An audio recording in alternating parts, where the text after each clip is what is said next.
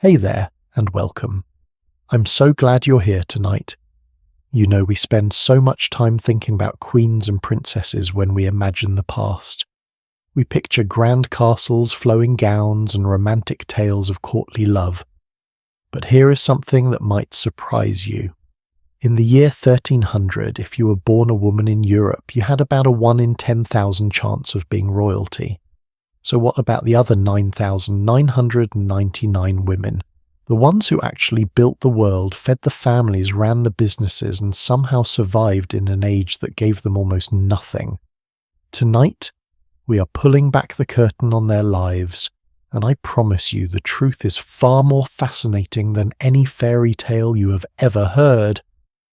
Let me start with a question that has been bothering me for years. Why do we know so much about King Edward III, who ruled England in the 1300s, but almost nothing about the woman who baked his bread, or the woman who wove the cloth for his tunics, or the midwife who delivered half the babies in his kingdom? These women were not invisible. They were everywhere. They were the majority. Yet history decided they were not worth recording. But here is the beautiful thing about being a history detective in the 21st century. We have tools our ancestors never had. We can dig through church records, court documents, tax rolls, and even old wills to piece together what life was really like. And what we find is absolutely remarkable. Picture Europe in the early 1300s. This is before the Black Death swept through and changed everything. This is before the Renaissance brought new ideas about humanity. This is a world where nearly 90% of people live in the countryside or in tiny towns. No electricity, obviously. No running water, no antibiotics, no grocery stores. Everything you needed to survive you either made yourself or traded for at the local market. Now in this world, women were not sitting around embroidering handkerchiefs all day. That is a myth we need to burn right now. Women in the 1300s worked, and I mean they really worked. Let me give you some numbers that blew my mind when I first discovered them. In Paris, one of the largest and most sophisticated cities in Europe at the time, there was a census taken in the early 1300s. Guess how many different occupations women were recorded working in 130? 130 different jobs. From brewing ale to selling fish, from weaving silk to running inns, from teaching children to practicing medicine. Women were absolutely essential to the economy. But we have to be careful here because women in the 1300s were not all living the same life. This is really important to understand. Your experience as a woman in medieval Europe depended almost entirely on which social class you were born into. And there were basically 3 categories each with wildly different realities. At the very top you had the noble women. These were the ladies born into aristocratic families, the ones who actually might live in a castle. We are talking maybe 2 to 5% of the female population, if that. Their lives were complicated in ways we will explore later, but for now just know that being rich did not mean being free. Noble women had wealth, sure, but they also had very little control over their own decisions, who they married, where they lived, even whether they could leave their own home without permission. All of this was decided by the men in their family. Then you had the middle tier, the women whose families owned shops, ran small businesses, or had successful farms. These were the bakers, the brewers, the textile workers, the merchants. In a city like London or Florence, this might be another 10 to 15% of women. Their lives were a fascinating mix of hard work and relative independence. Many of these women learned to read and write, at least enough to keep business records. They managed apprentices, negotiated with suppliers, and when their husbands died, many took over the entire business. We have account books from the 1300s showing women running profitable enterprises completely on their own. But the vast majority of women, we're talking 80 to 85%, were peasants. And I want to spend some time here because these are the truly forgotten women of history. If you were born a peasant woman in 1300, your life began with work and ended with work. Let me paint you a picture of what this actually looked like. You are born in a small village, maybe 100 or 200 people total. Your home is a one-room cottage with a dirt floor. You share this space with your parents, your siblings, a few chickens, maybe a pig, if your family is lucky, and absolutely zero privacy. The walls are made of wattle and daub, which is basically sticks woven together and covered with mud and dung. Yes, dung. Your roof is thatch, which means it leaks when it rains and provides a cozy home for mice, insects, and occasionally birds. There is no bathroom. You use a hole in the ground outside or a bucket that gets emptied into the same hole. There is no running water. You fetch every single drop you use from the village well or the nearby stream. There is no heating except for a central fire pit, which means winter is genuinely dangerous. People died from the cold, and there is no concept of childhood as we understand it. By age 5 or 6, you're expected to help with simple chores, feeding chickens, watching younger siblings, collecting kindling for the fire. By age 7 or 8, you're working alongside your mother in the fields, and by the time you're 10 or 11, you're doing the work of an adult. Now here is something interesting that historians have discovered. For peasant women, there was actually less division of labour between men and women than you might think. This surprised researchers because we had assumed that men did the farming and women stayed home with the children. But the evidence tells a completely different story. Women were essential to the harvest. They followed behind the reapers as gleaners, collecting every single grain of wheat or barley that fell to the ground. Nothing could be wasted. Women planted peas and beans. They weeded the fields, which is back-breaking work if you've ever tried it. They threshed grain, separating the edible parts from the chaff. They winnowed, tossing the grain in the air to let the wind blow away the lighter husks. They thatched roofs, replacing the straw when it rotted. They sheared sheep, which required genuine skill and strength. And then after a full day working in the fields, women came home to what we might call their second shift. Cooking, which in 1300 meant killing and preparing a chicken, or making pottage, which was basically a thick stew of whatever vegetables and grains you had on hand. Brewing ale, which was crucial because water was often contaminated and ale was safer to drink. Making bread. Spinning wool into thread. Weaving cloth. Making and repairing all the family's clothing by hand. Taking care of children, including nursing babies, because there was no formula, no bottles, no alternatives. I want you to really think about this for a moment. A typical peasant woman in the 1300 was working 14 to 16 hours a day, every single day.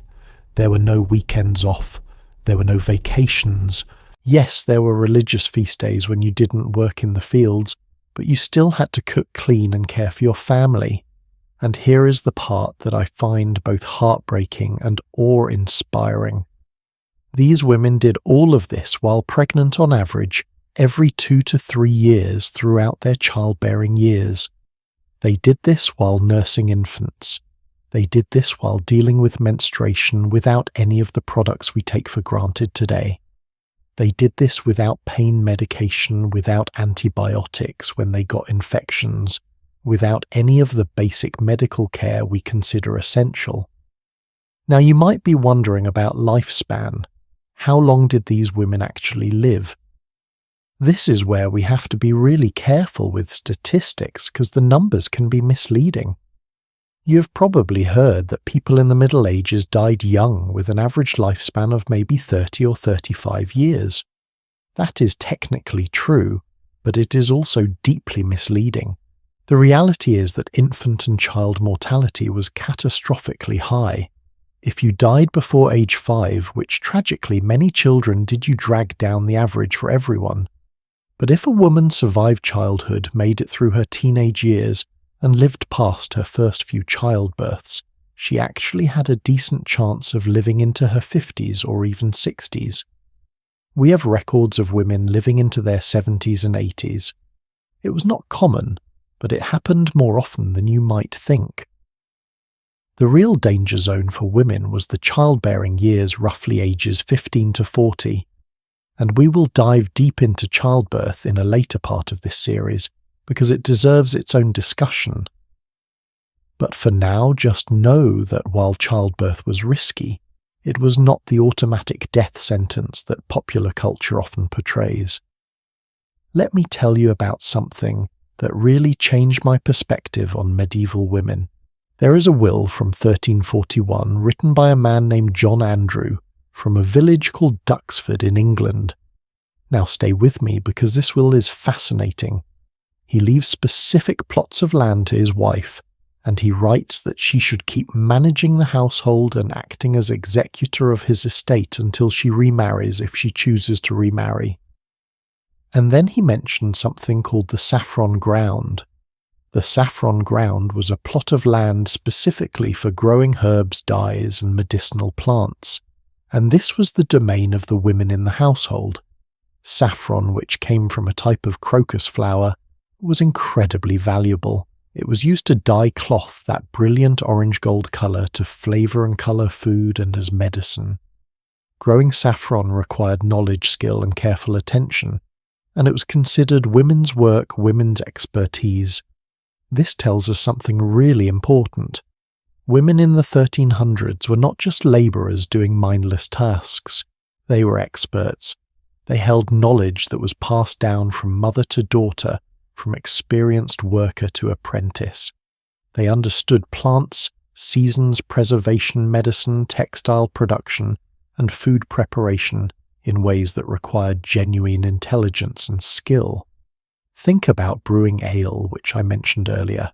This was almost exclusively done by women in the early 1300s. You could identify a house that sold ale because the woman would hang a broom over the front door as a sign. These women were called alewives, and they were running small businesses out of their homes. They had to understand fermentation, which is actually a complex biological process. They had to maintain consistent quality, or they would lose customers. They had to manage their supplies and their pricing. These were entrepreneurs, even if nobody called them that at the time. But here is where the story gets interesting and a little bit infuriating. After 1350, after the Black Death killed something like 1/3 to 1/2 of Europe's population, the brewing industry started to change. Men began taking over. Why? Because brewing was becoming more profitable and more formalized. Demand was increasing. People were starting to prefer beer, which was more expensive to produce than ale, and required more equipment, more capital, more credit to get started. And suddenly, brewing was not women's work anymore. It was too important, too lucrative. By the late 1400s, brewing had become a male-dominated profession. This is a pattern we see repeated throughout history, by the way. When work is low status, and low-paid women can do it. When it becomes prestigious, and profitable men take over. But I do not want to paint too bleak a picture here, because there were also areas where women maintained power and autonomy. Midwifery, for instance, remained almost entirely controlled by women throughout the Middle Ages. Men were actually forbidden from attending births in most circumstances. There is a record from the 1500s of a man in Belgium who was fined for hiding behind a staircase to spy on his wife giving birth. The fine was 15 livres, which was serious money, and the court record actually says that eavesdropping on childbirth does not befit a man. Midwives were respected, trusted women in their communities. They had years of experience and knowledge that could mean the difference between life and death for mothers and babies. The really successful midwives could become quite influential. There was a woman named Bourgeau-Loblière who served as midwife to the Queen of France. Another named Asseline Alexandre attended the births of the Duchess of Burgundy in the 1370s. These were not random peasant women grabbed off the street. These were skilled professionals. So when we ask who were the women of the 1300s, the answer is complex and beautiful and heartbreaking all at once. They were workers and mothers and experts and survivors. They were brewers and weavers and farmers and healers. They lived under systems that gave them almost no formal power, yet they found ways to build lives, raise families, run businesses, and pass knowledge down through generations. They were the majority. They were essential, and for too long they were forgotten. But here is what I find genuinely inspiring. Despite everything stacked against them, despite laws that treated them as property, despite a church that told them they were spiritually inferior, despite economic systems designed to keep them dependent, these women persevered. They found moments of joy. They created community with other women. They pushed boundaries when they could, and they survived. In the next part of our journey, we're going to explore something that might make you uncomfortable. We're going to talk about what happened when these girls stopped being children and how the transition from childhood to womanhood was far more complicated and far more varied than most people realize. Because the story we have been told about child marriage in the Middle Ages, it turns out that is not quite accurate either. So here is a question I get asked constantly. When did girls become women in the 1300s? And more specifically, is it true that girls were married off at 12 or 13 years old to men twice their age? The answer is going to surprise you, because like so many things about medieval history, the truth is far more complicated and far more interesting than the simple story we have been told. Let me start with what the law said, and then we will talk about what actually happened. Because those two things were often worlds apart. In the 1200s, the Catholic Church established canon law regarding marriage, and canon law stated very clearly that girls could legally consent to marriage at age 12 and boys at age 14. These ages were chosen specifically because they roughly corresponded with the onset of puberty. The Church Fathers, following ancient Roman law, believed that once a person reached physical maturity, they were capable of making the decision to marry. Now, before you get upset, take a breath with me. Because here is the thing that modern people often miss. Just because something was legally possible does not mean it was commonly practiced. Let me explain.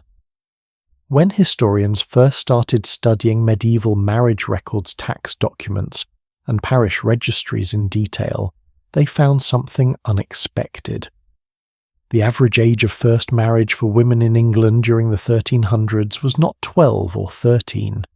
It was actually somewhere between 20 and 23 years old.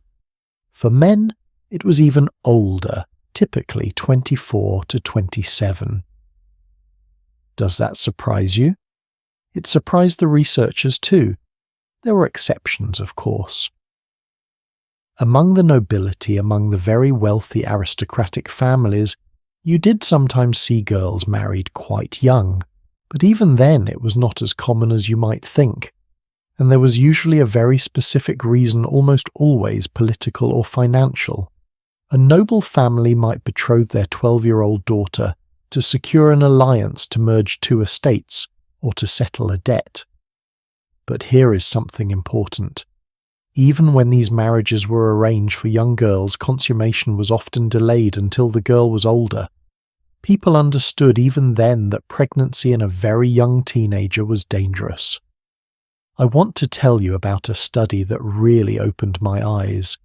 Researchers at Cambridge University spent years analysing marriage records from medieval York. York was a major city in northern England, an important commercial and religious centre. If child marriage was rampant anywhere, you would expect to find evidence of it in a city like York. But guess what they found? The vast majority of brides were in their early 20s. The most common age recorded in the marriage certificates was 22 for women and 24 for men. So what was going on? Why was there such a gap between what was legally permitted and what people actually did? The answer comes down to economics and practicality. And this is where the story gets really interesting, because it tells us something profound about how ordinary people made decisions in the Middle Ages. Think about it from the perspective of a peasant family or even a middle-class family of craftspeople. Your daughter is 12 years old. Legally she could get married, but marriage meant setting up a new household, and setting up a household required resources. You needed somewhere to live, even if it was just one room in your parents' house. You needed cooking equipment, you needed bedding, you needed the tools for whatever trade you would practice. You needed enough money or credit to buy food until your first harvest or your first batch of goods to sell. For most families, it took years to accumulate these things, so young people worked. Girls might work as servants in wealthier households, and they would save their wages. Or they would work alongside their parents, contributing to the family business or farm, slowly building up what they would need for their own future. Boys did the same thing, often spending years as apprentices learning a trade while also earning money and making connections. This period between childhood and marriage was actually a really important phase of life. It was when young people learned skills, gained experience, and figured out who they were. In some ways, it was not that different from how we think about young adulthood today, that period between finishing school and settling into a career and family. Now, there is another factor we need to talk about, and this one is going to sound grim, but it is important for understanding the full picture. Disease. In the 1300s, before the Black Death arrived in 1348 and changed everything, Europe's population was growing. Towns were getting crowded, resources were getting stretched thin, and when populations are dense and nutrition is marginal, disease spreads easily. People got sick frequently. And sickness meant you could not work. If you could not work, you could not earn. If you could not earn, you could not save for marriage. Many young people also lost their parents to illness. If you were a 15-year-old girl and your mother died, you might suddenly find yourself responsible for your younger siblings. Marriage would have to wait. Or if your father died, you might need to work to support the family. Again, marriage got postponed.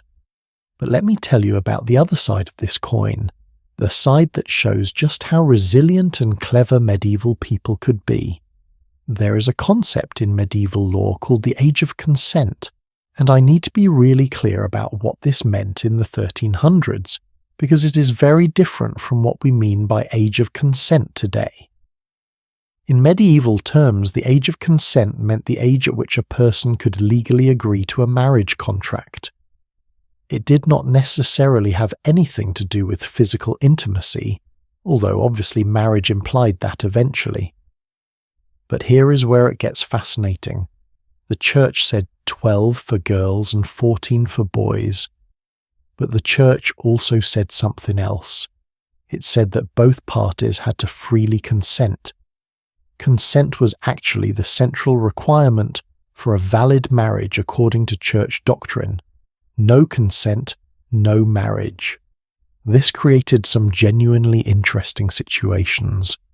There are records from church courts which handled marriage disputes of young women standing up and saying no, not just saying they had been forced, but actively refusing marriages that their fathers or their lords had arranged.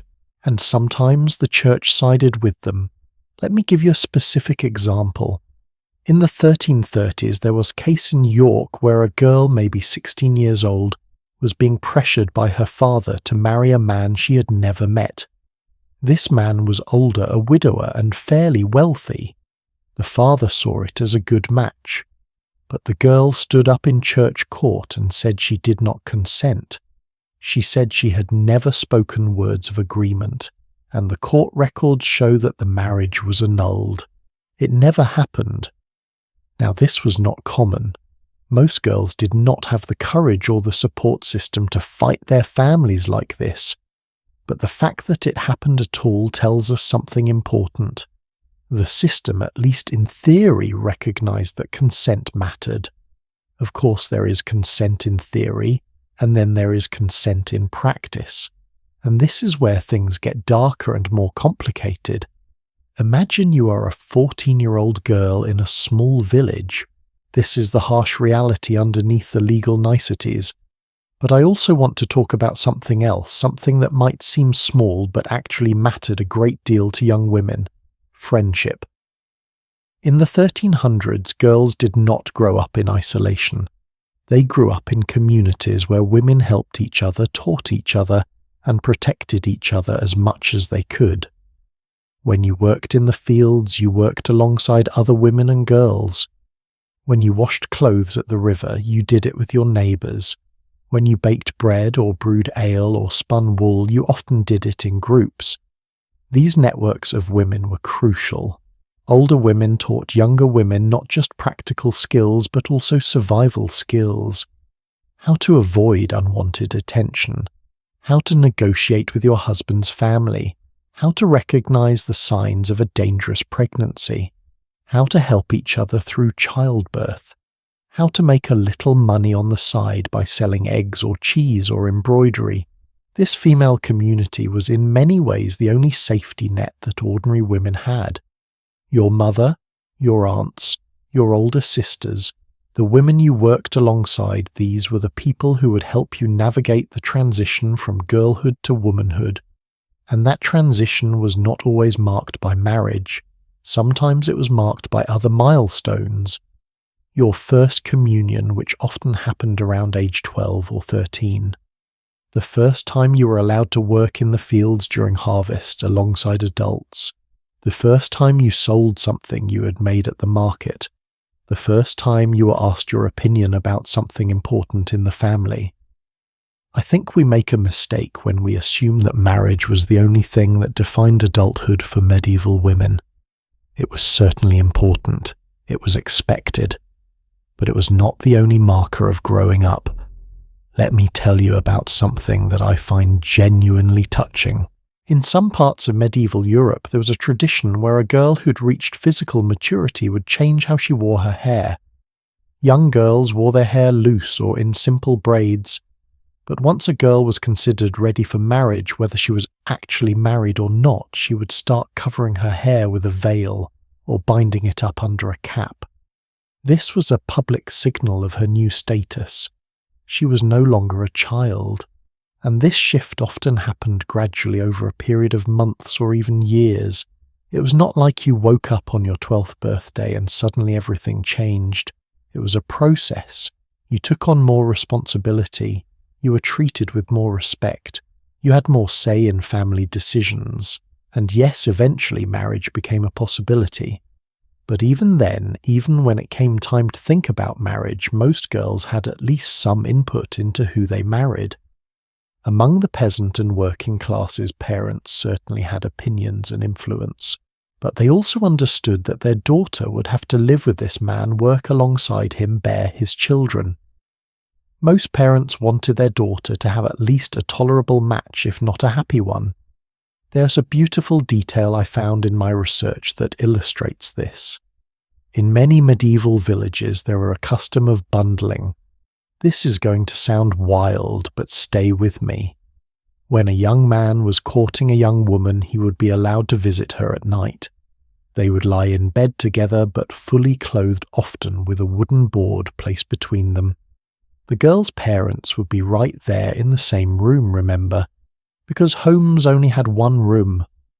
This was a way for the couple to talk, to get to know each other, to see if they were compatible, all while maintaining at least the appearance of propriety. It sounds bizarre to us, but think about what it represents. It represents an acknowledgement that the couple should have some time to figure out if they can stand each other before committing to marriage. That is actually kind of progressive in its own weird medieval way. Now I want to address something that might be on your mind. What about pregnancy? If girls were not getting married until their early 20s, what happened if they got pregnant before marriage? This is where things get complicated and varies a lot depending on where and when we are talking about. In general, premarital pregnancy was considered a serious sin by the church, but in practice communities often handled it pragmatically. If a young couple had been publicly courting, If there was an understanding that they intended to marry and then the girl got pregnant, the marriage would simply be moved up. Problem solved. The baby might arrive suspiciously early, 6 or 7 months after the wedding, but nobody made a big fuss about it as long as the couple was married before the birth. But if there was no man willing to marry her, if she'd been assaulted or seduced and abandoned, then the girl was in serious trouble. She might be fined by the church. She might be shamed publicly. In some cases, the local lord would demand compensation because a pregnancy meant the girl could not work as hard, and her labour belonged to him. It was brutal and unfair, and it is one of the areas where the double standard between men and women was most obvious. The man who got her pregnant often faced no consequences at all. I want to circle back to something I mentioned at the beginning, the idea that childhood ended abruptly at 12, because in some ways it did, and in some ways it did not. Yes, by 12, a girl was expected to work like an adult. Yes, she was legally able to marry even if she usually did not.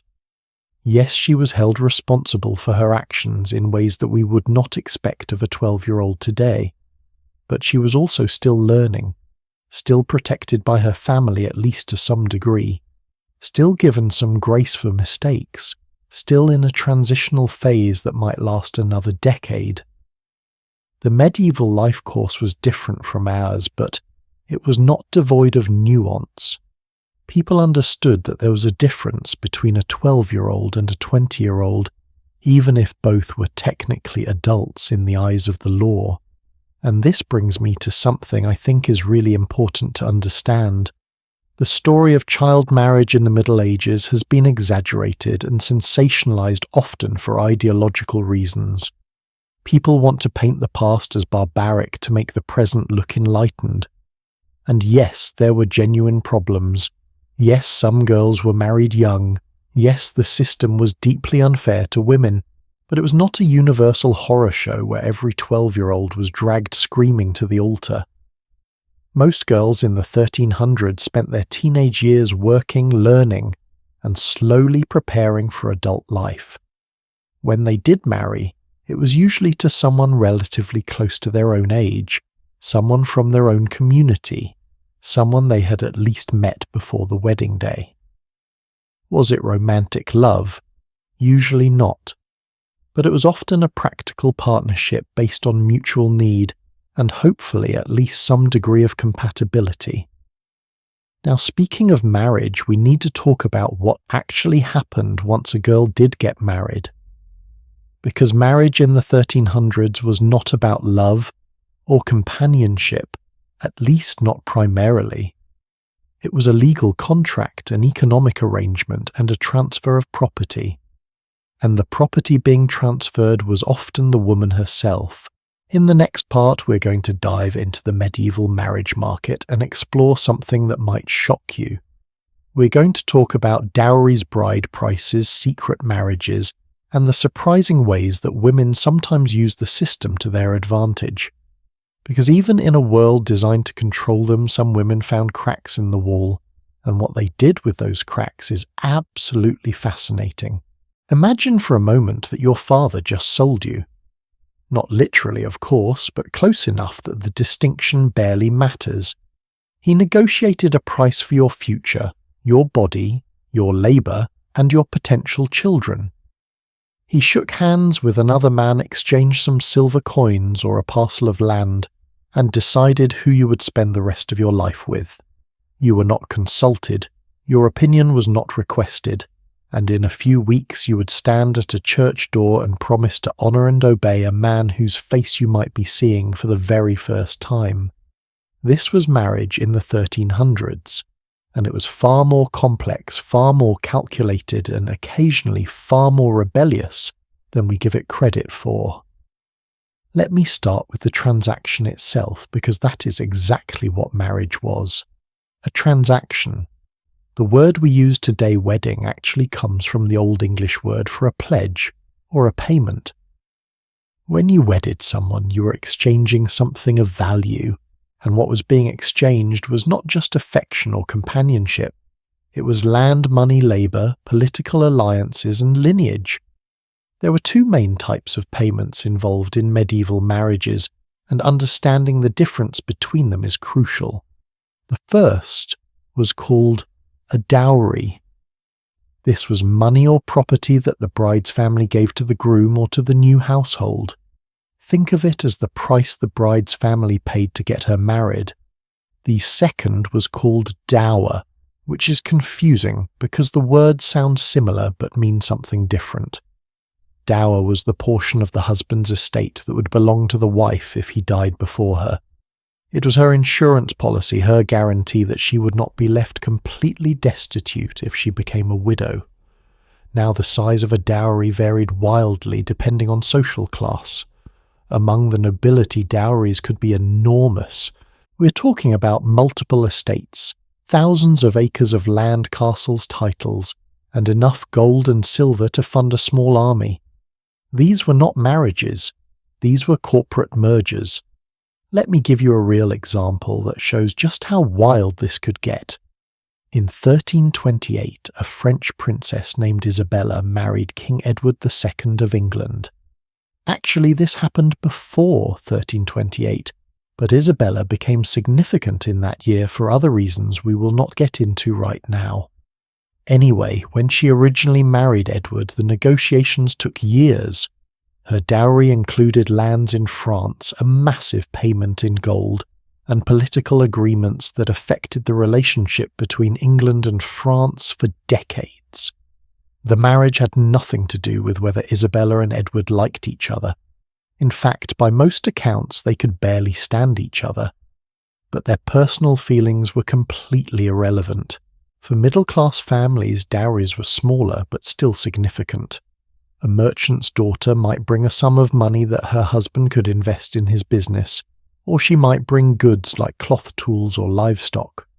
And these dowries were carefully calculated. Too small, and the girl might not attract a good husband. Too large, and the family would bankrupt itself trying to get her married. But here is what I find fascinating. Among the peasant class where most people lived, dowries were often quite modest or even non-existent. What mattered more was the labour the woman would bring to the household. Could she work the fields? Could she manage a household? Could she brew ale or bake bread or spin wool? Those skills were more valuable than money to a family that was just trying to survive. And here is where the economics get really interesting. In medieval England, there was a chronic shortage of women in some regions. I know that sounds strange, but it is true. The sex ratio was skewed partly because of higher female infant mortality, partly because of deaths in childbirth, and partly because some women joined convents and removed themselves from the marriage market entirely. In some villages, there were reportedly 4 men for every 3 women. What does this mean? It means that in some areas women actually had a bit of negotiating power. Not a lot, but some.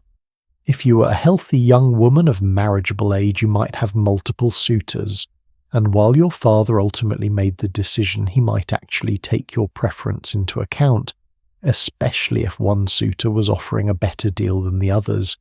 There is a wonderful court record from 1343 where a father is being sued because he promised his daughter to one man, but then married her to another who offered a better dowry arrangement. The first suitor took the father to church court claiming breach of contract, and you know what? The court sided with the first suitor. The marriage to the second man was annulled, and the girl was ordered to marry the first man after all. Now we do not know what the girl herself thought about any of this, because nobody bothered to ask her or write down her opinion. But the case shows us that marriage contracts were taken very seriously, and backing out of them had legal consequences. Speaking of church courts, let me tell you about something that absolutely blew my mind when I first learned about it. The Catholic Church, for all of its problems and all of the ways it controlled and restricted women, actually had some surprisingly progressive rules about marriage, at least on paper. Starting in the 1200s, the Church declared that consent was the central requirement for a valid marriage. both parties had to freely agree to the union. This was actually radical for its time. It meant that in theory a marriage arranged by parents without the consent of the bride or groom was not valid in the eyes of God. It meant that forced marriages were sinful and could be annulled. The church also said something else that was genuinely revolutionary. It said that you did not need a priest to get married, you did not need a church, you did not even need witnesses. If a man and a woman stood anywhere, even in a field or at a tavern or under a tree, and spoke words of consent to each other, they were married. It was called a clandestine marriage, and while the church discouraged it, the church also recognized it as legitimate. This created all sorts of chaos, because suddenly you had couples claiming they were married when their families said they were not. You had men claiming they had married women in secret and the women denying it. You had women claiming they had been married and then abandoned, and the men saying no such marriage ever took place. The church courts were flooded with cases, and I have to say, reading through these medieval court records is like reading the script for a soap opera. The drama is unbelievable. Let me tell you about one case from the 1380s in York that really captures the chaos. A young woman named Alice claimed that she had married a man named John in a private ceremony. She said they had exchanged vows in John's bedroom after dark. John denied it completely. He said Alice was lying, that she was trying to trap him into marriage because he had inherited some property from his father and was now a good catch. The case went to court. Witnesses were called. Alice's friends testified that she had told them about the secret marriage right after it happened. John's friends testified that John had been with them that entire evening and could not possibly have married Alice. The church court had to try to figure out who was telling the truth. In the end, the court could not decide. There was not enough evidence either way. The marriage was not recognized, and Alice was left with nothing. Her reputation was ruined because everyone knew she'd been alone with a man in his bedroom, whether they had married or not. John went on to marry someone else, and Alice probably lived the rest of her life as a single woman supported by her family or working as a servant with no chance of ever marrying. Stories like this make me angry, if I am being honest, because you can see how the system could be manipulated. A man could seduce a woman with promises of marriage, get what he wanted, and then deny everything, and the woman had almost no recourse. But here is the other side of the coin. Sometimes women use these same rules to their advantage. There is another case, this one from 1356, where a young woman named Margaret was being pressured by her father to marry a wealthy older merchant. Margaret did not want to marry this man, so what did she do? She went to a young man she actually liked, a carpenter's apprentice named William, and she convinced him to say that they had already married in secret. William agreed, probably because he liked Margaret and saw an opportunity. They went together to the church court and testified that they had exchanged marriage vows privately 6 months earlier. Margaret's father was furious. He brought his own witnesses who said Margaret had been closely supervised and could not possibly have met William alone. But Margaret and William stuck to their story, and here is the brilliant part. Margaret said they had spoken their vows in English, which was perfectly legal, while walking along a public road, which meant no witnesses were required. It was her word and William's word against her father's suspicions. The church court ruled in favour of Margaret and William. The marriage was recognised. Margaret's father had no choice but to accept it, and whether or not Margaret and William had actually married in secret, or whether they made the whole thing up to outsmart her father, we will never know. But either way, Margaret got to marry the man she chose instead of the man her father chose. I love this story because it shows agency. Even in a system designed to control women, some women found ways to fight back. Now let me talk about the wedding ceremony itself, because it was nothing like what you see in movies. In the 1300s, weddings typically took place at the church door, not inside the church at the door. The couple would stand outside, often in whatever weather was happening that day, and exchange their vows in front of witnesses. The ceremony was conducted in the local language, not in Latin. This was important because both the bride and groom needed to understand what they were promising. The groom stood on the right side, the bride on the left, both facing the church door. The priest, if there was one, would ask if anyone knew of any reason why the marriage should not take place. This is where someone could object if the bride or groom was already married to someone else, or if they were too closely related, or if one of them had taken religious vows. Then the couple would exchange their vows. And here is something interesting. The vows were not the same for men and women. The man would promise to take the woman as his wife, to honour and keep her in sickness and in health, for richer or poorer. The woman would promise to take the man as her husband, to honour and obey him. Obey. That word was in there from the very beginning. After the vows, the groom would give the bride a ring, which was placed on her left hand. But before the ring, there was another ritual that I find both fascinating and a little bit mercenary. The groom would present the bride with gold or silver coins, or sometimes a shield or a book piled with treasure. This was symbolic of the dower, the portion of his wealth that would be hers if he died. In some ceremonies, the groom would literally pour coins into the bride's hands while saying, "With this ring, I thee wed, with my body I thee worship, and with all my worldly goods I thee endow." The last part was not exactly true because the woman did not get all his worldly goods, but she did get some legal claim to his property, which was more than most women had. After the ceremony at the church door, the couple would go inside for a nuptial mass, assuming they were Christian and in good standing with the church. Then there would be a feast if the family could afford one. Among wealthy families, these feasts were elaborate affairs with musicians, dancers, and enough food and drink to last for days. Among poor families, it might just be bread and ale shared with neighbours. And then came the wedding night. But we're going to save that for the next part because the medieval attitudes toward marital intimacy deserve their own discussion.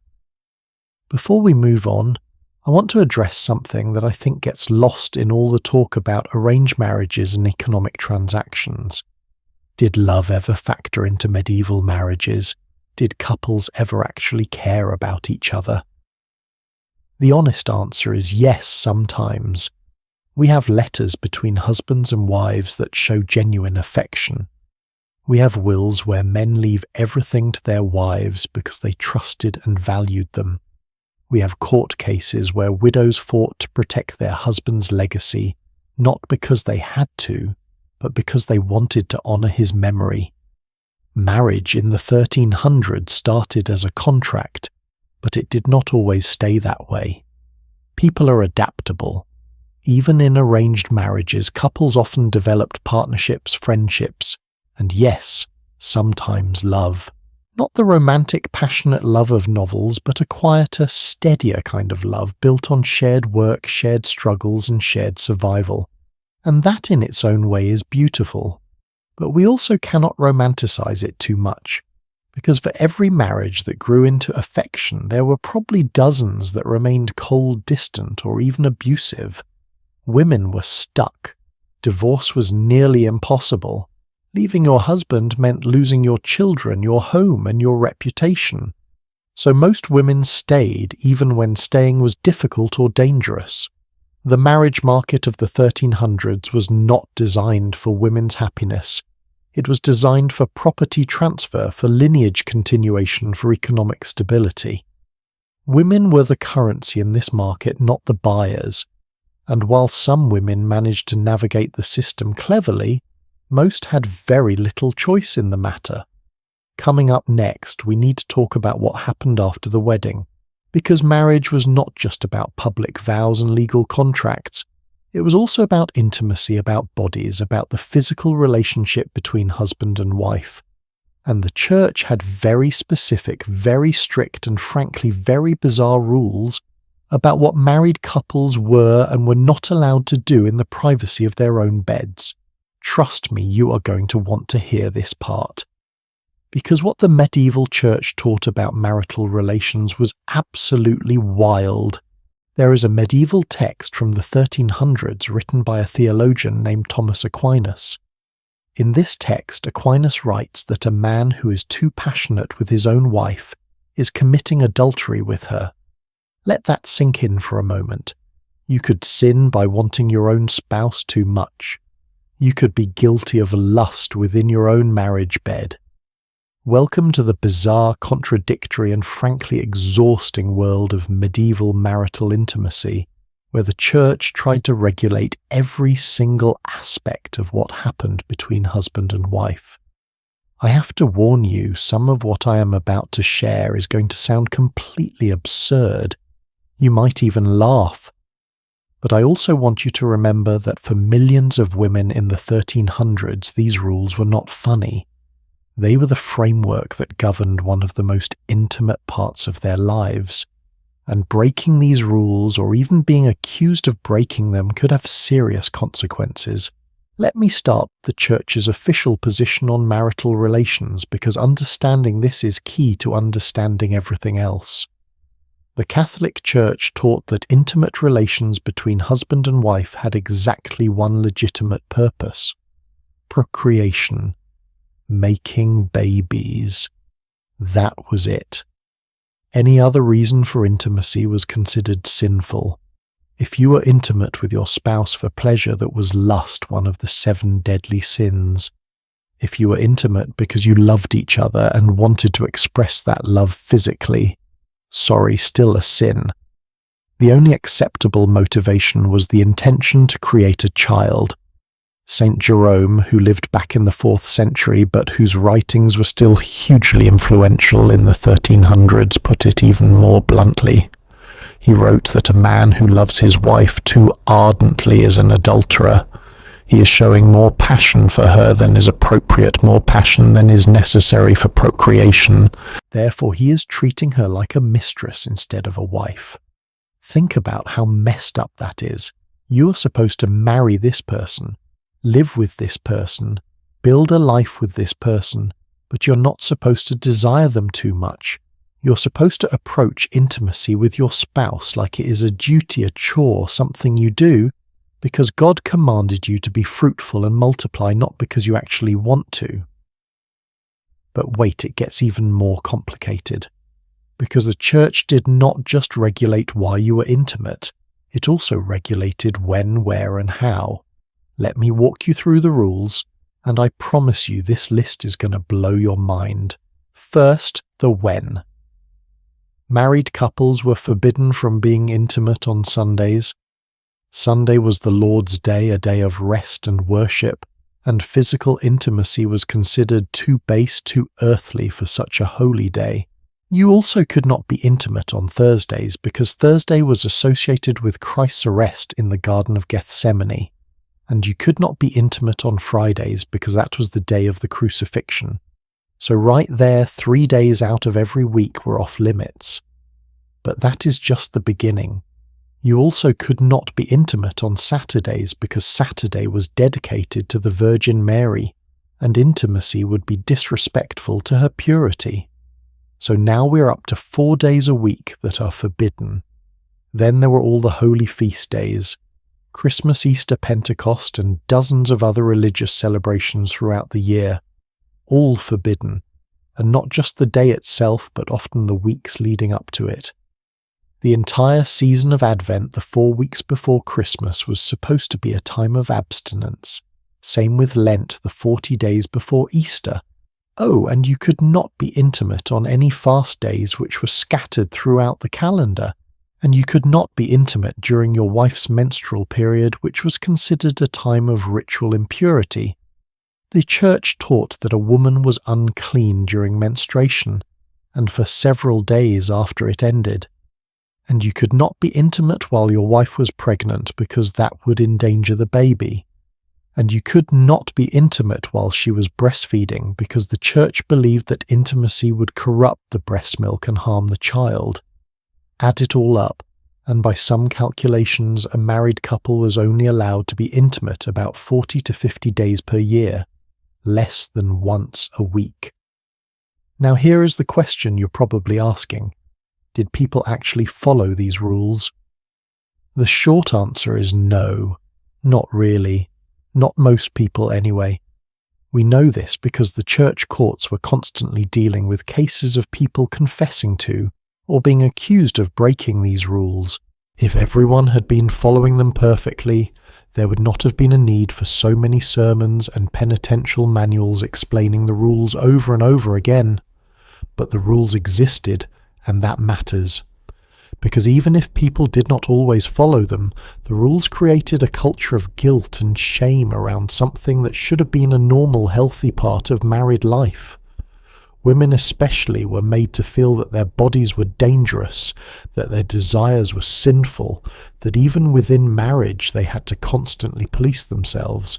And here is something that really bothers me. The church placed the burden of sexual morality primarily on women. Yes, men were also supposed to follow the rules, but women were seen as the primary source of temptation. Women were the daughters of Eve, the ones who had led Adam into sin in the Garden of Eden. Women's bodies were considered inherently more lustful, more likely to lead men astray. There were entire sermons preached about how wives should not make themselves too attractive to their husbands, because that would inflame lust. Women were told to dress modestly even in their own homes. They were told not to use cosmetics or perfumes that might arouse their husbands inappropriately. The message was clear. If a man sinned by desiring his wife too much, it was probably her fault for being too desirable. This is victim blaming at its most insidious, and it had real consequences for how women viewed themselves and their own bodies. But let me tell you about something that gives me a tiny bit of hope. Despite all of this official church teaching, there is evidence that many couples simply ignored it and lived their lives. We have private letters between husbands and wives from the later Middle Ages that show genuine warmth and affection. We have poems written by men praising their wives' beauty and expressing their longing when they were separated. We have medical texts from the 1300s that actually acknowledge female pleasure and suggest that mutual satisfaction is important for conception. Wait, what? Yes, you heard that right. Some medieval medical writers believed that both the husband and the wife needed to reach satisfaction in order for conception to occur. This was based on ancient Greek medical theories that were completely wrong from a biological standpoint, but the implication was actually somewhat progressive. It meant that the husband had an obligation to ensure his wife's pleasure, at least if they wanted to have children. One medical text from the early 1300s written by a physician actually gives advice to men about how to please their wives. I am not going to go into detail here because I want to keep this appropriate, but the text acknowledges that women have desires, and that those desires are not inherently sinful within marriage. This directly contradicts what the church was teaching, but there it is written down in black and white. So you had this tension. The official church doctrine said intimacy was only for procreation and should be approached with almost clinical detachment. But actual human beings, including some medical professionals and even some married clergy, who were supposed to be celibate but often were not understood that intimacy was more complicated than that. Now let me talk about something that does not get discussed much, but was hugely important for women in the 1300s, the right to refuse. According to church law, both husband and wife owed each other what was called the marital debt. This was the obligation to be available for intimacy when the other spouse requested it. If a husband wanted to be intimate and the wife refused without good reason, she was committing a sin. But here is the thing. The reverse was also true. If a wife requested intimacy and the husband refused, he was also sinning. In theory, this meant that women had some agency. They could initiate. They could express their own desires, and their husbands were obligated to respond. In practice, of course, things were much more complicated. We live in a world where we understand concepts like consent and bodily autonomy. The medieval world did not have this framework. A wife refusing her husband could face not just spiritual consequences, but physical ones. Domestic violence was common, and a woman who said no might be beaten into compliance. But there were exceptions. There were cases where women went to church courts and testified that their husbands were making unreasonable demands, asking for intimacy on forbidden days or in forbidden ways. And sometimes the court sided with the women. Sometimes the church used its own rules to protect women from their husbands' excess. I found a case from 1362 where a woman named Joan brought a complaint against her husband Robert. She testified that Robert was insisting on intimacy during Lent, which was forbidden. She had refused citing church law, and Robert had beaten her. The court ruled in Joan's favour. Robert was ordered to do penance, which included public confession and fasting. Joan was granted a temporary separation, meaning she could live apart from Robert until he demonstrated that he would respect the church's rules. Did this solve Joan's problem long term? Probably not. Eventually she likely had to return to Robert. But for a brief moment the system worked in her favour. The very rules that restricted her also gave her a tool to protect herself. Let me shift gears and talk about something else that shaped medieval attitudes toward marital intimacy: the cult of the Virgin Mary. By the 1300s, devotion to Mary, the mother of Jesus, had become central to Catholic practice. Mary was held up as the ideal woman. She was pure, she was obedient, she was humble, and most importantly, she was a virgin. Even though she gave birth to Jesus, the Church taught that she remained perpetually virgin through some kind of miracle. This created an impossible standard for actual women. You were supposed to be like Mary, but you were also supposed to get married and have children. You were supposed to be pure and virginal, but you were also supposed to fulfill your marital duties. The contradiction was built into the system. Some women tried to resolve this by practicing celibacy within marriage. Yes, you read that correctly. There were couples who married but took private vows to remain celibate to never consummate the marriage. This was considered extremely holy. These couples were praised by the Church as living like Mary and Joseph, who according to tradition also lived in a celibate marriage. But this was rare, and it was usually the husband who initiated it, not the wife. A man who convinced his wife to live celibately was demonstrating his spiritual devotion. A woman who suggested it might be accused of trying to avoid her marital obligations or of secretly being in love with someone else. The double standard was everywhere. Now I want to address something sensitive but important.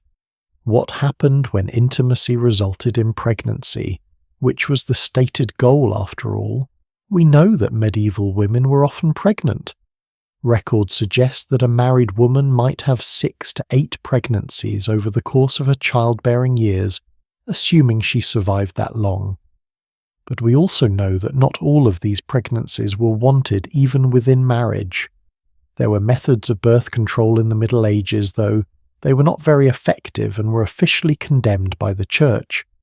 Some women used herbal remedies that were supposed to prevent conception. Pennyroyal, rue, and tansy were all mentioned in medical texts as having properties that could prevent pregnancy or induce menstruation. Whether these herbs actually worked is debatable. Some of them were likely just placebos. Others were genuinely toxic and could make a woman seriously ill. We also know that some women practiced what we might call natural family planning, trying to avoid intimacy during what they believed were fertile times of the month. Of course, medieval understanding of the menstrual cycle was completely wrong, so this method would not have been very effective. And then there were more permanent methods. We have records of women being accused of witchcraft because they supposedly had knowledge of how to prevent pregnancy. Sometimes this knowledge was real herbal or mechanical methods passed down from older women. Sometimes it was pure superstition. But the accusation itself shows that people knew such knowledge existed even if it was forbidden. The Church's position on all of this was absolute.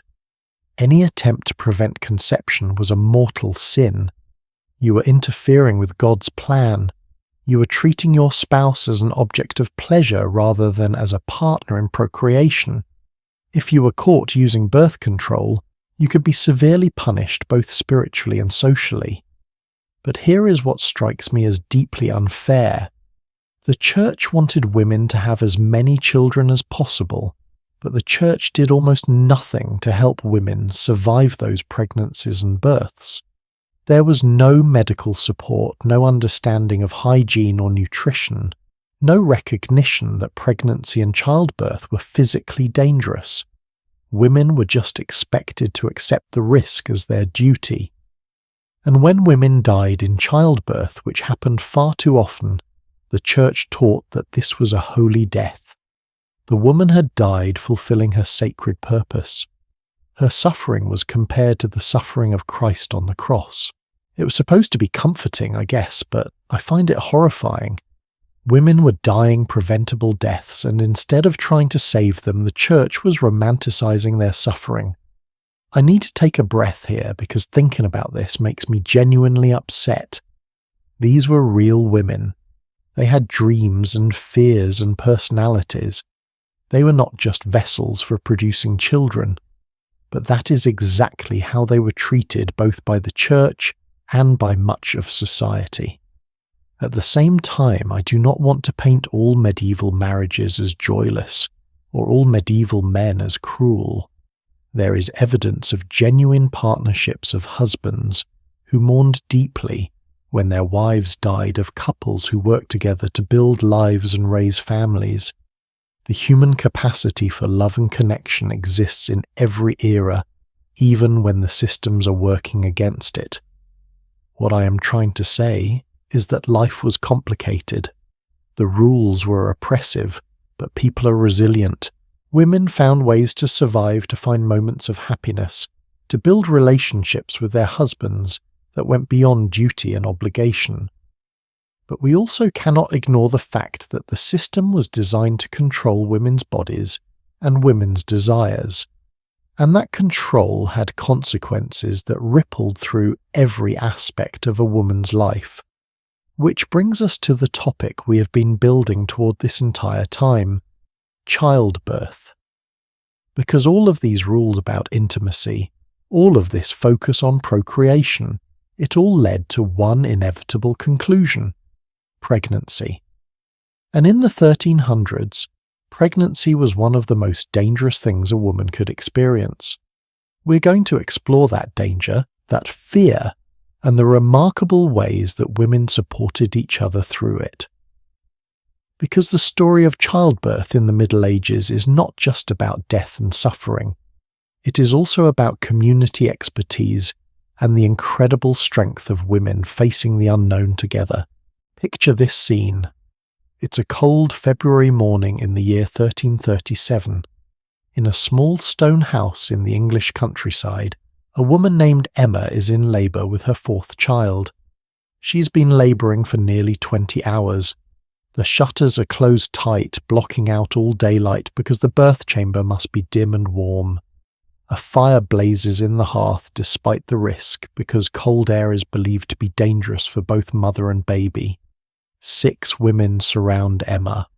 Her mother, her sister, 2 neighbours, and the village midwife, a woman named Agnes, who has attended more than 300 births over the past 30 years.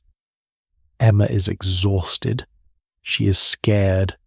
She's already lost 1 baby in infancy, and she knows that childbirth itself could kill her. Before going into labour, Emma wrote her will, just in case. This was normal. This was what women did in the 1300s.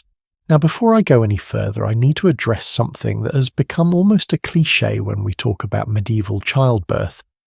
You've probably heard it claimed that childbirth was essentially a death sentence for medieval women.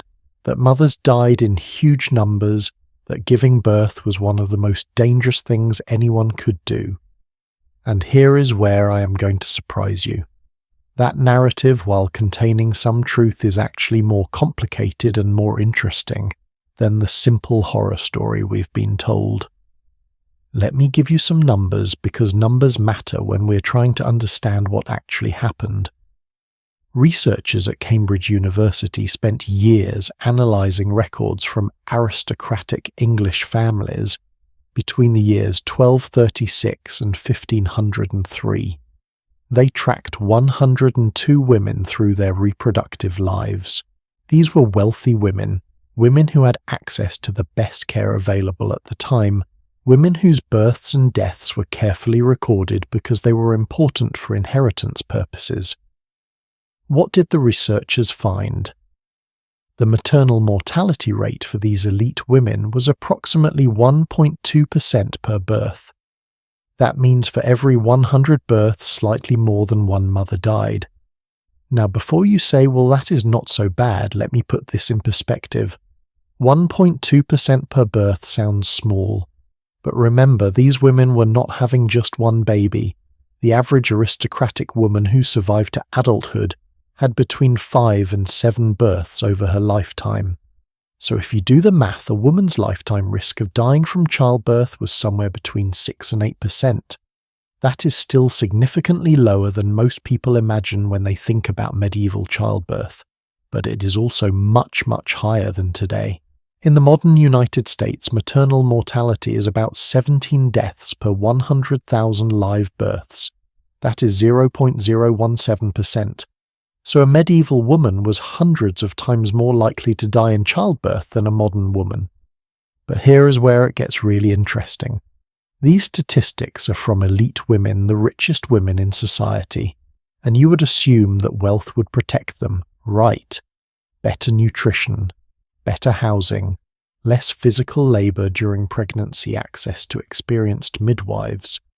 But actually there is evidence that noble women might have been at higher risk than peasant women in some ways. Why? Because wealthy women were more likely to have male physicians attend their births, especially if something went wrong. And these physicians, with their university training and their theories based on ancient Greek and Roman medicine, often did more harm than good. Male doctors in the 1300s had almost no practical experience with childbirth. They had read about it in books, but they had never actually attended a birth. Women's bodies were considered too immodest for men to examine directly. So when a doctor was called to a difficult birth, he was working from theory, not practice. He might try to intervene in ways that introduced infection or caused trauma. He might prescribe medicines that were useless or even dangerous. Meanwhile, a skilled midwife who had attended hundreds of births and learned through apprenticeship and experience often knew exactly what to do. She knew how to turn a baby that was positioned wrong. She knew how to support a woman through a long labour. She knew which herbal remedies actually helped and which were just superstition. There is a wonderful quote from a 15th century medical manual that I think captures this perfectly. It says that midwives know more about childbirth than physicians do, because midwives learn through practice while physicians learn only through books. Even the men writing these medical texts had to admit that women's experiential knowledge was superior. So let me take you inside that birth chamber with Emma and talk about what actually happened during a medieval birth. First, as soon as Emma's labour began, her husband was sent away. Men were absolutely forbidden from being present during childbirth. There is that record I mentioned earlier of a Belgian man who was fined for hiding behind a staircase trying to listen to his wife give birth. The fine was substantial, and the court record explicitly states that witnessing childbirth does not befit a man. Why? Partly because of modesty. Childbirth involved seeing and touching parts of the female body that were considered extremely private, but also because birth was considered women's mystery, women's knowledge, women's domain. This was one area where women had complete authority and men were not welcome. So Emma's birth chamber became an exclusively female space. The women would have brought supplies, clean linens, although clean by medieval standards, which did not include boiling or sterilizing, herbal preparations that were believed to ease labour, blessed objects, holy relics, prayers written on parchment that would be placed on Emma's belly or tied around her thigh. And before you dismiss all of this as superstition, remember something. These women had no pain medication. They had no understanding of germ theory. They had no way to perform safe surgery if something went terribly wrong. What they did have was faith community and the knowledge passed down from generations of women who had survived this. The blessed objects and prayers served a psychological purpose. They gave the labouring woman something to focus on, something to believe in. Modern studies have shown that belief and mental state can actually affect pain perception and even labour outcomes. So while a piece of parchment with a prayer on it had no medical value, the comfort it provided might have been genuinely helpful. Agnes the midwife would have been the authority in the room. She would examine Emma not internally the way modern medical professionals do, but by feeling her belly, watching her contractions, listening to her breathing. Agnes would know from experience approximately how much longer the labour might last.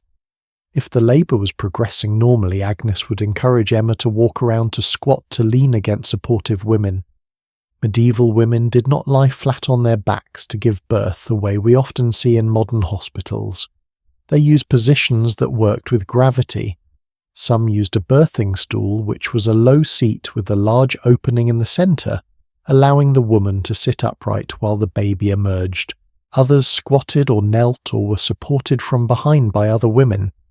Agnes would also have herbal knowledge. She might give Emma a tea made from raspberry leaf, which actually does have properties that can strengthen uterine contractions. She might give her something for pain, though the options were limited. Willow bark, which contains a compound similar to aspirin.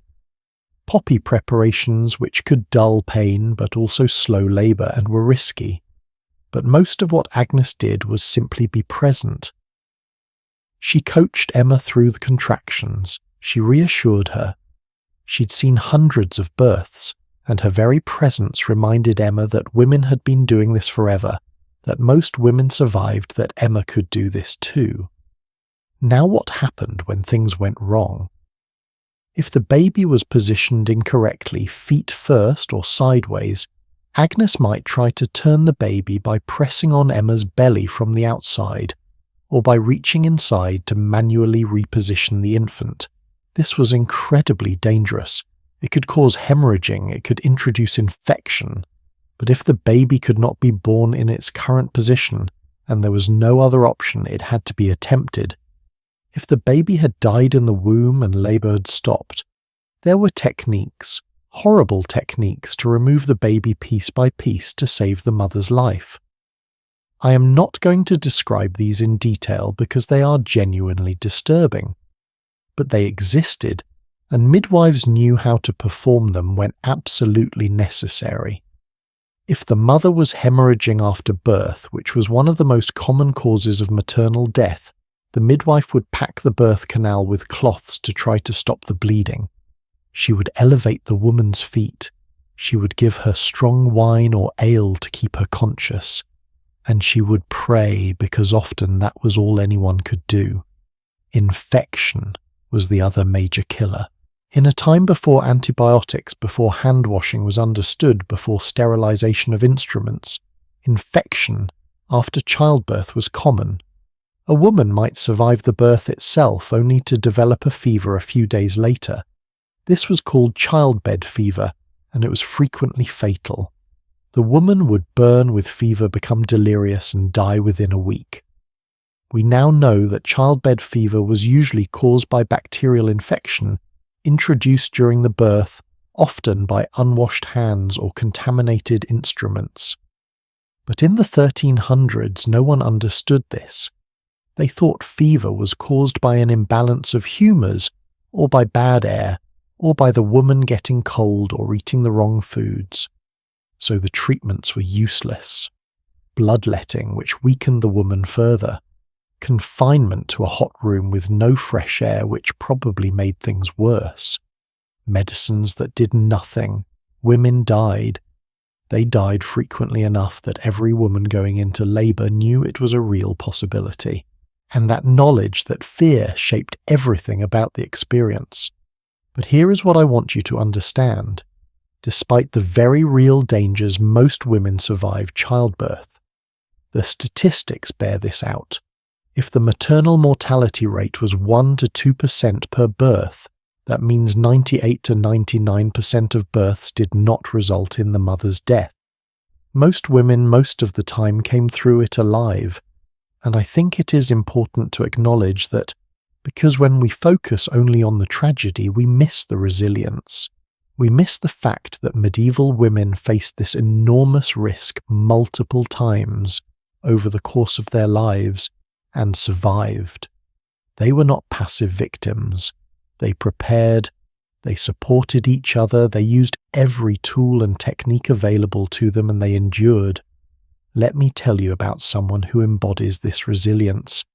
Her name was Marjgerie Kempe, and she lived in England in the late 1300s and early 1400s. Marjgerie had 14 children. 14. She survived all 14 births, though some of her children died in infancy, which was tragically common. Marjgerie later wrote a spiritual autobiography, one of the first autobiographies in the English language, and in it she describes her first birth. She says she was so terrified that she nearly went mad.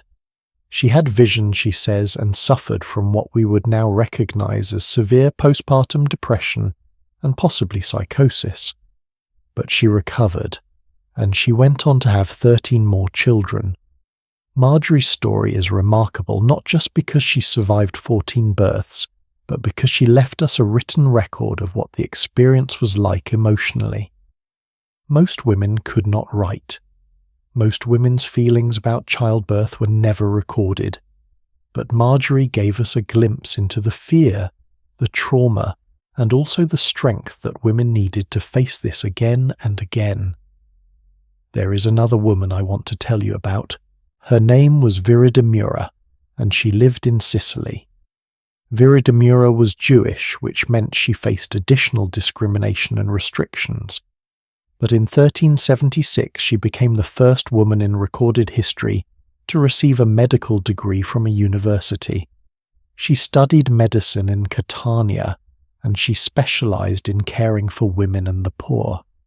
Viridemura's medical license specifically permitted her to attend births and treat women's health issues. She was bridging the gap between the traditional knowledge of midwives and the formal medical training of university-educated physicians. And she did this at a time when most universities would not even admit women. Sadly, we know that Viridemura's career was cut short when Jews were expelled from Sicily in 1492. But for those years when she practiced, she represented a different possibility. A world where women's expertise in childbirth and women's health was formally recognized and valued. I wish I could tell you that her example spread that more women were allowed to study medicine and bring their knowledge to bear on reducing maternal mortality. But that did not happen. Instead, over the following centuries, male physicians increasingly took over childbirth, pushing midwives to the margins. And maternal mortality actually increased in many places during the 16th and 17th centuries because doctors did not wash their hands and spread infection from patient to patient. It was not until the mid-20th century, with the advent of antibiotics and modern surgical techniques, that childbirth became truly safe. That is less than 100 years ago. For the vast majority of human history, giving birth was dangerous, and women faced that danger with courage and community. So when we talk about medieval women and childbirth, I want us to hold two truths at the same time. Yes, it was dangerous. Yes, women died. Yes, the lack of medical knowledge meant that deaths occurred that would be easily preventable today. But also most women survived. Most women gave birth multiple times and lived to raise their children. And they did this through a combination of traditional knowledge, female solidarity, faith, and sheer determination. The story of childbirth in the 1300s is not just a story of suffering. It is also a story of expertise of women supporting women of knowledge carefully preserved and passed down through generations. It is a story of resilience in the face of enormous risk, and that resilience deserves to be honoured. Now, speaking of daily life and survival, we have spent a lot of time talking about the major life events for medieval women. Marriage, childbirth, the structure of family life. But what about the ordinary days? What was it actually like to live day to day as a woman in the 1300s? What did you eat? What did you wear? What did your house look like? What did you do with your time when you were not in the middle of some major life transition? Because that is where life is really lived, is it not? In the ordinary, unremarkable days that add up to a whole existence. That is what we are going to explore next. And I think you are going to find that the details of daily life are just as fascinating and sometimes just as harsh as the big dramatic moments we've been discussing. What did you do today before you started listening to this? Maybe you took a shower with hot running water. Maybe you made coffee with the press of a button. Maybe you checked your phone, scrolled through social media, got dressed in clothes that someone else manufactured, ate food that someone else grew and transported to your local store. Now imagine every single one of those conveniences stripped away. Imagine that everything you need to survive you have to create yourself or trade for directly. Imagine that your entire day from the moment you wake until the moment you collapse into bed is consumed by the basic labour of staying alive. That was Tuesday for a peasant woman in 1335, and Wednesday, and Thursday, and every other day of her life. Let me walk you through a typical day, and I mean really walk you through it because I want you to feel the weight of what this life demanded. The day begins before dawn. There are no alarm clocks, but your body has learned to wake when the first grey light appears through the cracks in your shutters. Or maybe it is the rooster that wakes you, or your hungry baby, or your husband getting up to begin his own work. You sleep in the only bed in the house which you share with your husband and probably your youngest children. The older children sleep on straw mats on the floor. The bed itself is not what you are imagining. It is a wooden frame with rope strung across it to support a mattress that is really just a large sack stuffed with straw or wool if you are lucky. You have a blanket probably made of rough wool that you spun and wove yourself. In winter, this blanket is not enough, so you pile on whatever extra clothing you own. There are no pajamas. You sleep in your undershift, which is basically a long linen tunic. When you get up, you put on your outer dress, which is made of wool, dyed with whatever natural dyes were available. Brown from walnut husks, maybe, or grey from a mixture of plants. Bright colours like red or blue were expensive and reserved for the wealthy.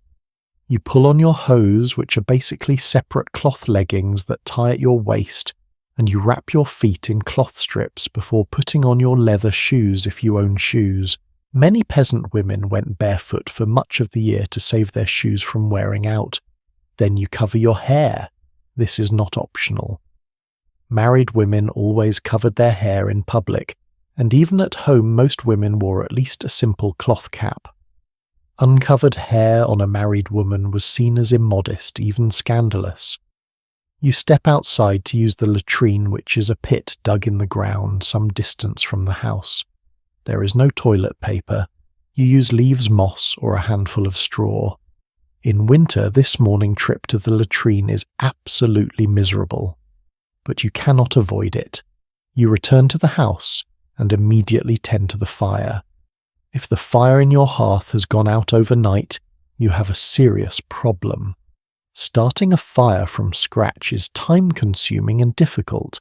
You have to use a flint and steel to create sparks that will catch on a piece of char cloth, Then carefully nurture that tiny ember into a flame by adding tinder, then kindling, then larger pieces of wood. It can take 15 minutes or more, and if the weather is damp, it might not work at all.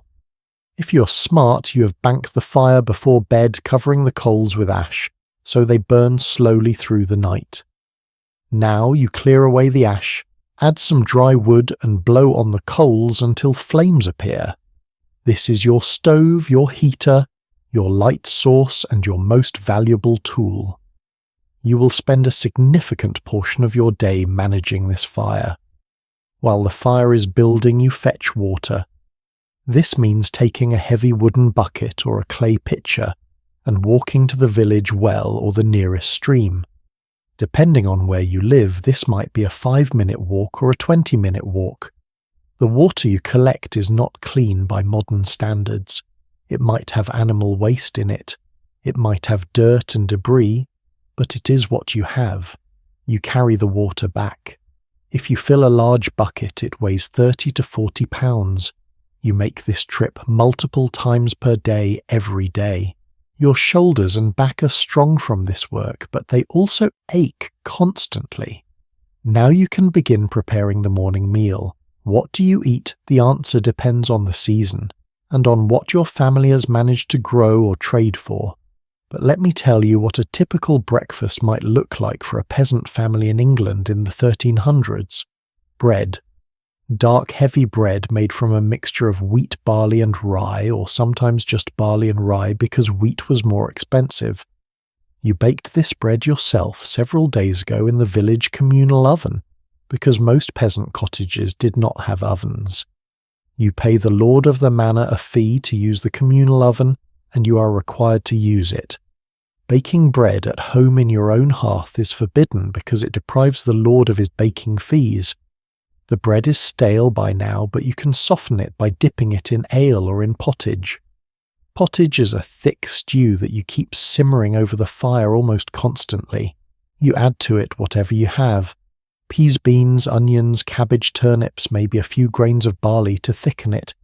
If your family has slaughtered a pig recently, there might be a bit of pork fat or a small piece of meat to add flavour, but meat is rare. Most days, pottage is just vegetables and grains. You also have ale. Everyone drinks ale, including children, because water is often unsafe. The ale you drink in the morning is weak, called small ale, with very little alcohol content. It is more like a nutritious beverage than an alcoholic drink. You brewed this ale yourself a week ago along with several other women in the village. Brewing ale is one of your regular tasks, so breakfast is stale bread dipped in pottage and a cup of small ale. You eat quickly because there is work to do. If it is planting season or harvest season, you head to the fields, and let me be very clear about this. Women worked in the fields alongside men. This idea that men did the farming while women stayed home is completely false for the peasant class. You spend hours bent over planting seeds or pulling weeds or harvesting grain. In summer, the sun beats down on you. You wear a wide-brimmed straw hat to protect your face, but your arms and hands are exposed and they burn and blister. In spring and fall, the ground is often muddy, and you're constantly slipping and getting filthy. Harvesting grain is back-breaking work. You use a sickle to cut the stalks bending and straightening hundreds of times. Your back screams. Your hands develop calluses and then blisters under the calluses. You do this for 10 or 12 hours with short breaks for water and a midday meal. The midday meal is similar to breakfast. More pottage, more bread, more ale. You eat sitting at the edge of the field, swatting away flies, too tired to talk much. If it is not planting or harvest season, you have other work. Maybe today you're weeding the vegetable garden that you keep behind your cottage. This garden is crucial. It provides much of your family's food. Cabbages, onions, leeks, peas, beans, turnips, herbs for cooking and for medicine. You tend this garden carefully because your family's survival depends on it. Or maybe today you are doing laundry. Medieval laundry is nothing like loading a washing machine. You have to haul water from the well, heat it over the fire, in a large pot add lye soap that you made yourself from animal fat and wood ash, and then scrub each item by hand. Then you rinse everything in cold water and hang it to dry. Laundry is an all-day task, so you only do it every few weeks. In between, everyone just wears increasingly dirty clothes. Or maybe today is spinning day. You have a basket full of raw wool that needs to be cleaned, carded, and spun into thread.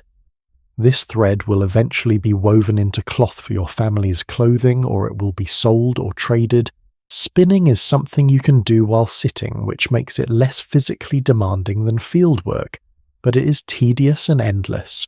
You sit with your drop spindle feeding wool fibres onto it, twisting and pulling, creating an even thread.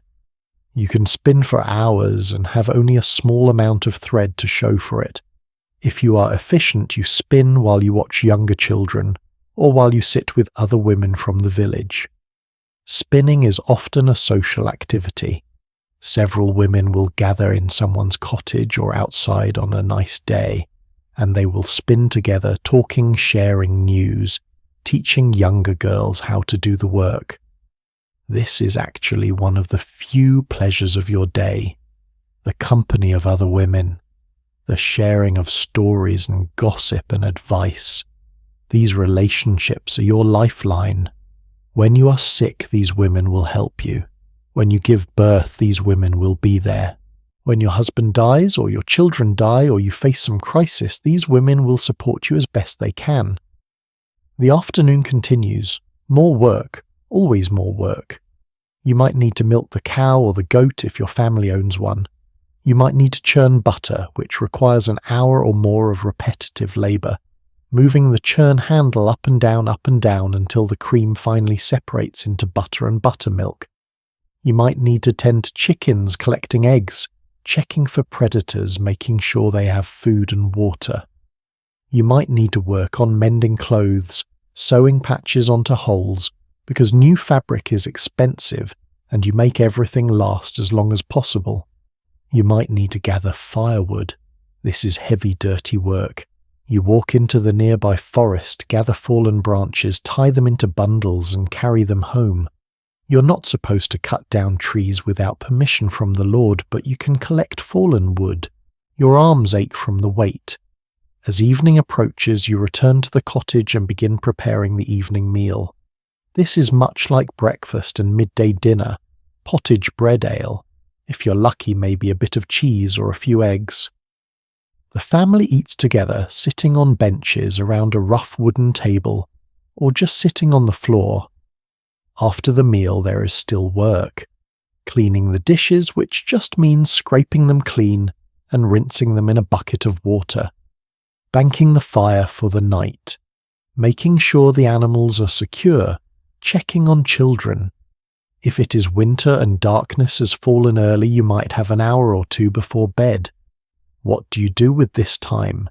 You might continue spinning by firelight. You might tell stories to your children. You might say prayers. You might just sit staring into the fire, too exhausted to do anything else. There is no reading because you cannot read. There are no books anyway. There is no entertainment in the way we understand it. No music unless someone in the village can play a simple instrument and you happen to be at a gathering. No games except maybe simple gambling with dice or stones which the church frowns upon. You go to bed when it's fully dark because heating and lighting your home through the night would require burning precious firewood or expensive candles. Sleep is the only free activity you have, and even sleep is not restful. You are cold, or you're too hot if you're sleeping close to the fire in winter. You're sore from the day's labour. You might be hungry because you didn't have quite enough to eat.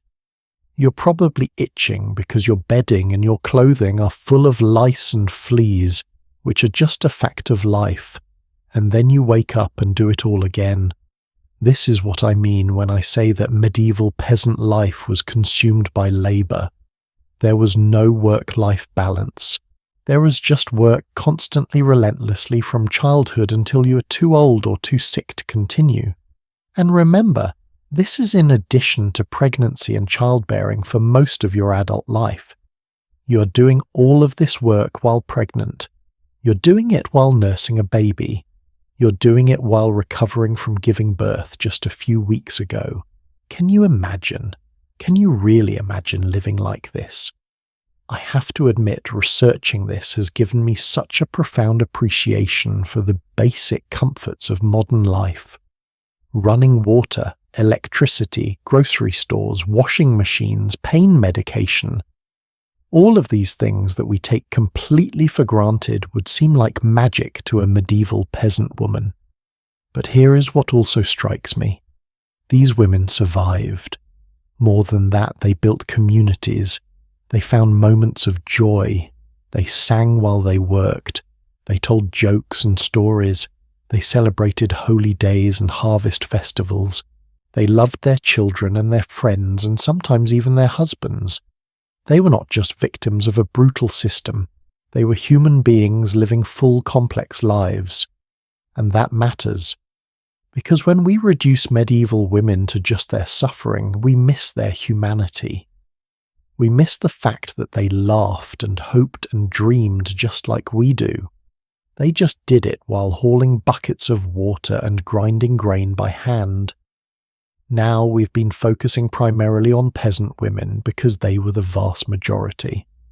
But what about women who had more resources, who lived in towns and cities, who had specialized skills and could run businesses? Their lives were different in important ways. They still worked incredibly hard, do not get me wrong, but the nature of their work and the opportunities available to them were shaped by their access to money and trade. That is what we are going to explore next. The world of the alewives, the textile workers, the shopkeepers, and the businesswomen of medieval Europe. Because these women existed, they were successful, and their stories are absolutely fascinating. Walk down any street in a medieval English town on market day in the year 1320, and you would see something that might surprise you. Women everywhere. Not just shopping, but selling. Running stalls, negotiating prices, handling money, conducting business with the confidence of experienced merchants. Stand outside a particular house, and you might notice a broom hanging above the door. That broom is not there for sweeping. It is a sign, a medieval advertisement telling everyone who passes that this house sells ale, and the person brewing and selling that ale, almost certainly a woman. Welcome to the world of working women in medieval towns and cities, where the story is far more complex and far more interesting than the simple narrative of oppression we often hear. Let me start with something that genuinely shocked me when I first learned it. In the early 1300s, women in England produced and sold the vast majority of ale consumed in the entire country. This was not a minor cottage industry. This was a major sector of the medieval economy, and it was dominated by women. Why ale? Why was this particular product so associated with female labour? The answer takes us back to the household economy. Every household needed ale, because as I mentioned before, water was often unsafe to drink. Ale, even weak ale, was safer because the brewing process involved boiling water, which killed harmful bacteria, although medieval people did not understand the science behind this. They just knew that people who drank ale instead of straight water tended to get sick less often. So every housewife brewed ale for her family. It was a standard household task like baking bread or making cheese. Women learned the skill from their mothers and passed it down to their daughters. A typical brewing session might produce enough ale to last a family a week or two. But here is where it gets interesting. If a woman was particularly skilled at brewing, if her ale tasted better than her neighbour's ale, she could brew extra and sell it. She could hang that broom over her door and become an alewife, a woman who ran a small business out of her home. And this was completely socially acceptable. In fact, it was expected. A married woman was allowed to engage in trade to help support her household, especially if that trade grew naturally out of her domestic duties. Brewing ale, making butter and cheese, baking extra bread, spinning and weaving excess cloth. All of these activities could transition from household chores into commercial enterprises. There are records from villages in the 1300s showing that in any given year 20 to 30% of households had a woman who was brewing ale for sale at some point. That is a significant portion of the community engaged in commercial brewing. But then something happened. After 1350, after the Black Death killed so many people and reshaped the economy, brewing started to change. The demand for ale increased because there were fewer people to produce it and labour was more expensive. At the same time, a new drink was becoming popular: beer. Now you might think ale and beer are the same thing, but in the medieval period they were different. Ale was made from malted grain water and yeast, and it spoiled quickly. You had to drink it within a few days of brewing. Beer was made with hops, which acted as a preservative and gave the drink a bitter flavour. Beer could last weeks or even months, which made it much more commercially viable. But beer brewing required more equipment, more space, and more capital investment than ale brewing. You needed large vats, copper kettles, storage facilities. You needed money to buy hops, which had to be imported. You needed credit to operate at a larger scale. And suddenly brewing was not something you could do in your kitchen anymore. It was becoming a specialized trade, a serious business. And as it became more profitable, men began pushing women out. By the late 1400s, the majority of commercial brewers in England were men.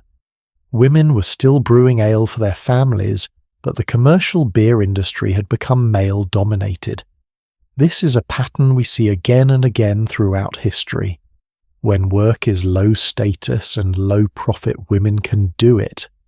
When it becomes prestigious and lucrative, men take over and women are pushed out. But I do not want to suggest that women just gave up and accepted this. Some women fought to maintain their place in the brewing industry. Some became quite successful despite the changing landscape, and brewing was just one of many trades where women were active. Let me tell you about the diversity of women's work in medieval towns. That census I mentioned from early 14th century Paris, the one that recorded women working in 130 different occupations. Let me give you some specifics. Women worked as bakers, pastry makers, chicken sellers, grain merchants, innkeepers, fishmongers, candle makers, soap makers, bathhouse operators, laundresses, embroiderers, silk weavers, wool carders, spinners, dyers and drapers. They made hats, gloves, belts and purses. They sold spices, vegetables and prepared foods.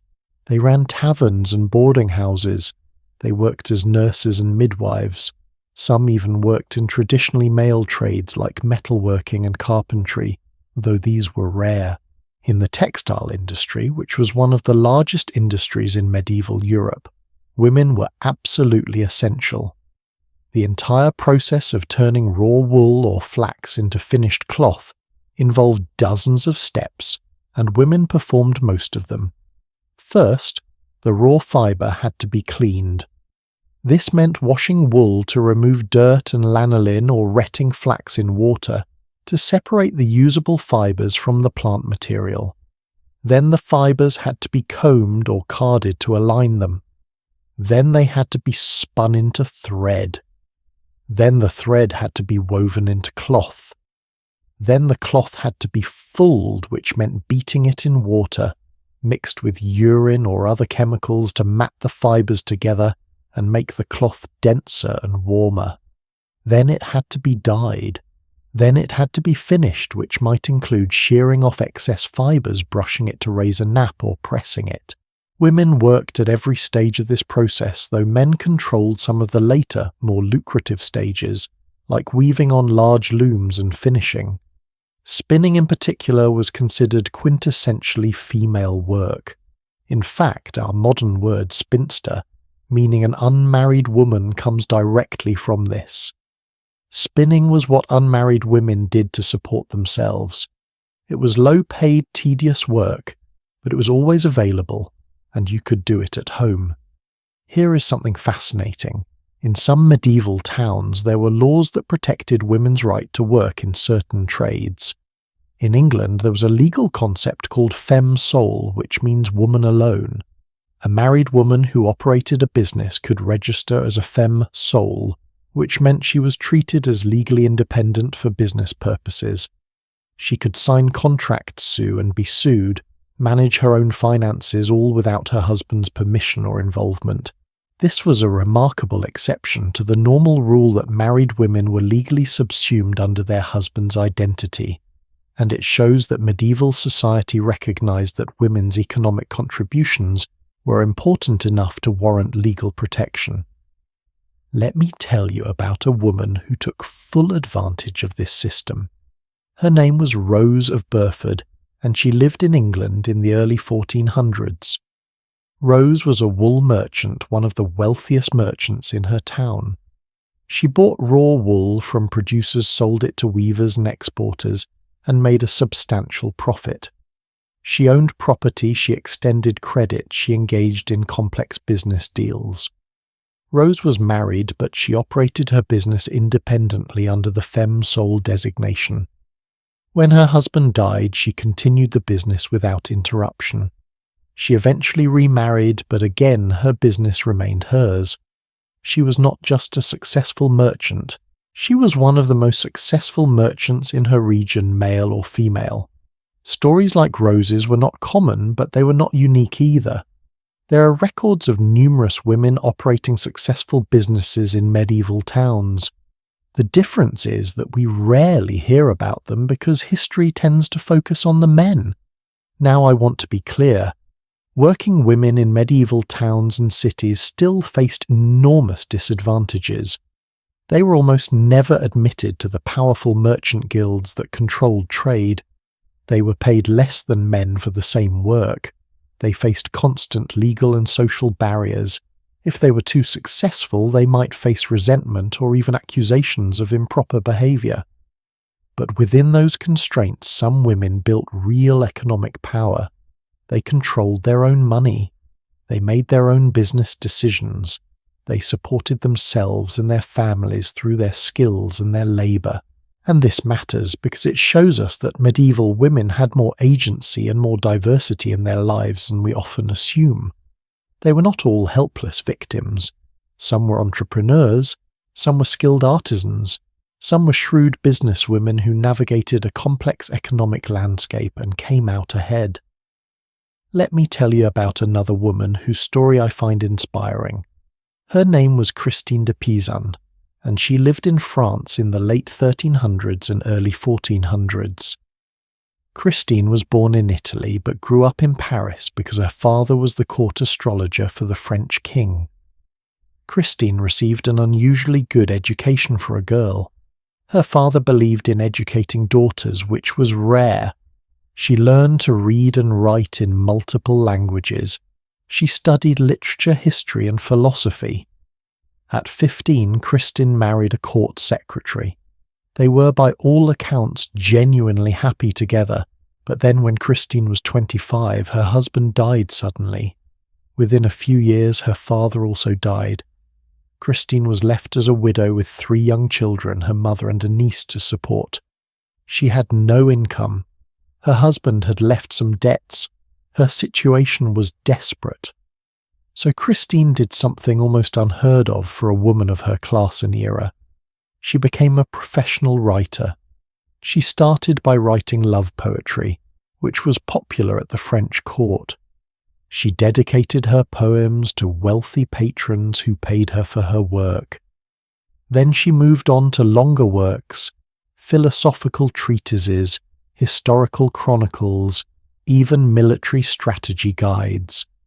She wrote a book defending women against the misogynistic literature that was popular at the time, arguing that women were rational, capable, and deserving of respect.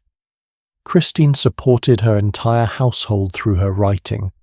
She became famous throughout Europe. She corresponded with queens and noblewomen. She was, as far as we know, the first woman in European history to earn her living solely through her writing, and she did this in the early 1400s in a world that told women they were intellectually inferior, that their place was in the home, that they should be silent and obedient. Christine de Pizan is proof that even in the most restrictive circumstances, some women found ways to create lives of meaning and independence. But here is the thing I want to emphasize.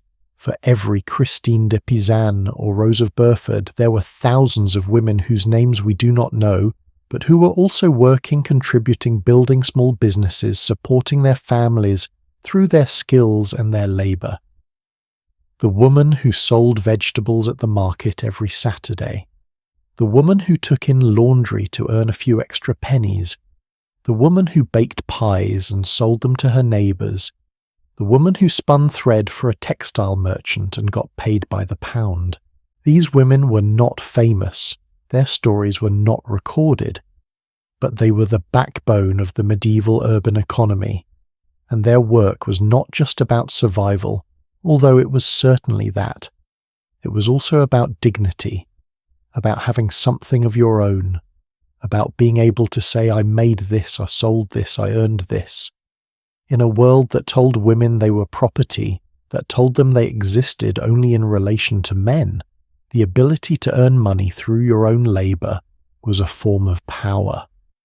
Not enough power to overturn the system, not enough power to achieve equality, but power nonetheless. I think about this sometimes when I hear people dismiss medieval women as having no agency, no choices, no control over their lives. Yes, the system was deeply unjust. Yes, women faced barriers at every turn, but they were not passive victims. They worked. They strategized. They found cracks in the wall and pushed their way through. And that resilience, that determination, that refusal to simply accept the limitations placed on them that is worth honoring. Now, all of this talk about work and business and economic life might make it sound like medieval women had at least some measure of independence, and some did, as we have seen. But there was another force in their lives that was even more powerful than economics, even more controlling than their fathers or husbands: the law. Because medieval law did not just restrict what women could do, it defined who they were allowed to be. It controlled their property, their bodies, their very identities. And understanding how the legal system treated women is crucial to understanding the full scope of their lived experience. That is where we are headed next, into the complicated, frustrating, and occasionally surprising world of women and the law in the 1300s. There is a Latin phrase that appears over and over in medieval English law texts. Femina covert. It means a covered woman, and what it describes is one of the most elegantly oppressive legal concepts ever devised.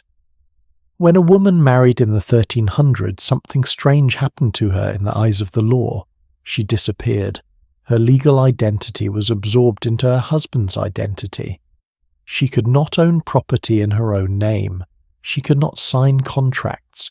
She could not sue or be sued. She could not make a will. She could not even be held legally responsible for crimes she committed because she was not recognized as a separate legal person. She was femina covert, covered, hidden, erased. Her husband, meanwhile, gained complete legal control over everything she had brought to the marriage and everything she would ever earn or inherit. He could sell her property without her permission. He could spend her money. He could make decisions about her children without consulting her.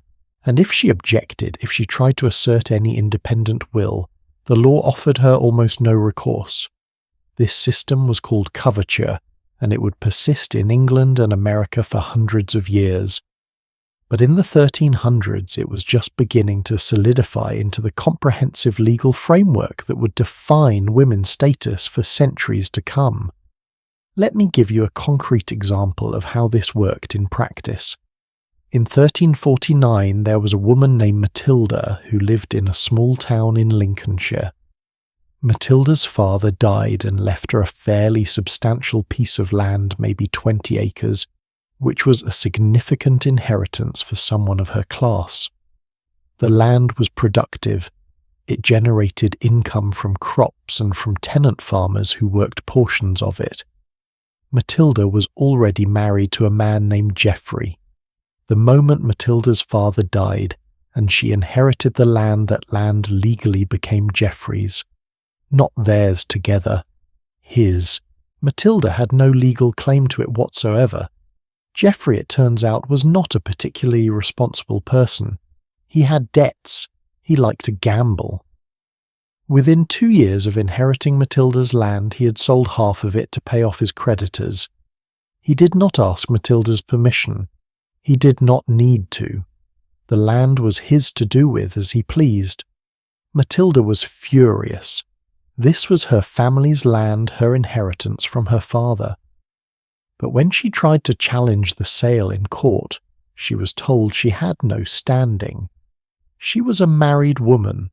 The land belonged to her husband. Case closed. This was not unusual. This was how the system worked.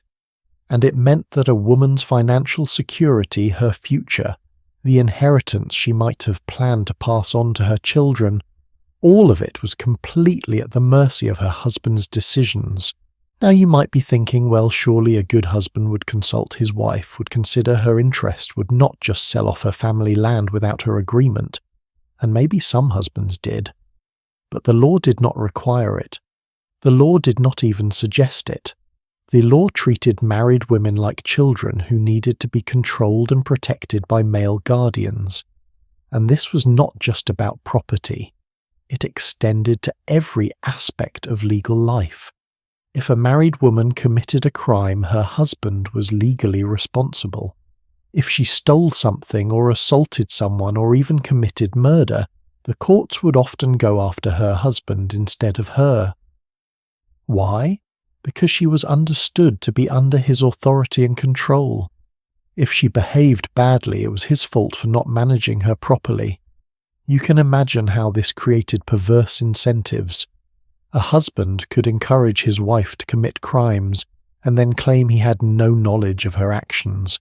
Or a woman could commit a crime knowing that her husband would likely face the punishment instead of her.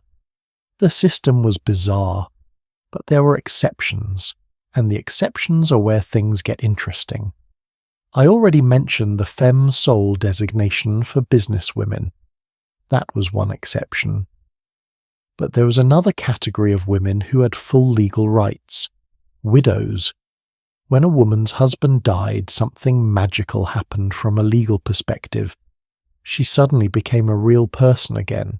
She could own property, she could sign contracts, she could sue and be sued, she could manage her own affairs, and crucially, she was entitled to a portion of her late husband's estate. Under English law, a widow was supposed to receive 1/3 of her husband's property as her dower. This was her insurance policy, her guarantee that she would not be left destitute.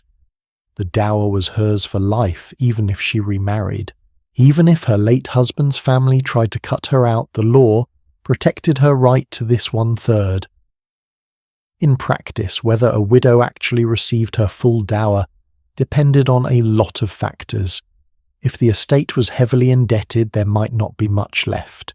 If her late husband's family was powerful and she was not, they might try to cheat her. But in theory, at least the law recognized that widows needed protection. And this legal protection meant that widows could become quite powerful. Think about it. A woman who survives her husband, especially if she is still relatively young, suddenly has legal rights she never had while married. She has property, she has income, she has independence. Some widows chose to remarry quickly, either for security or because they were pressured by family.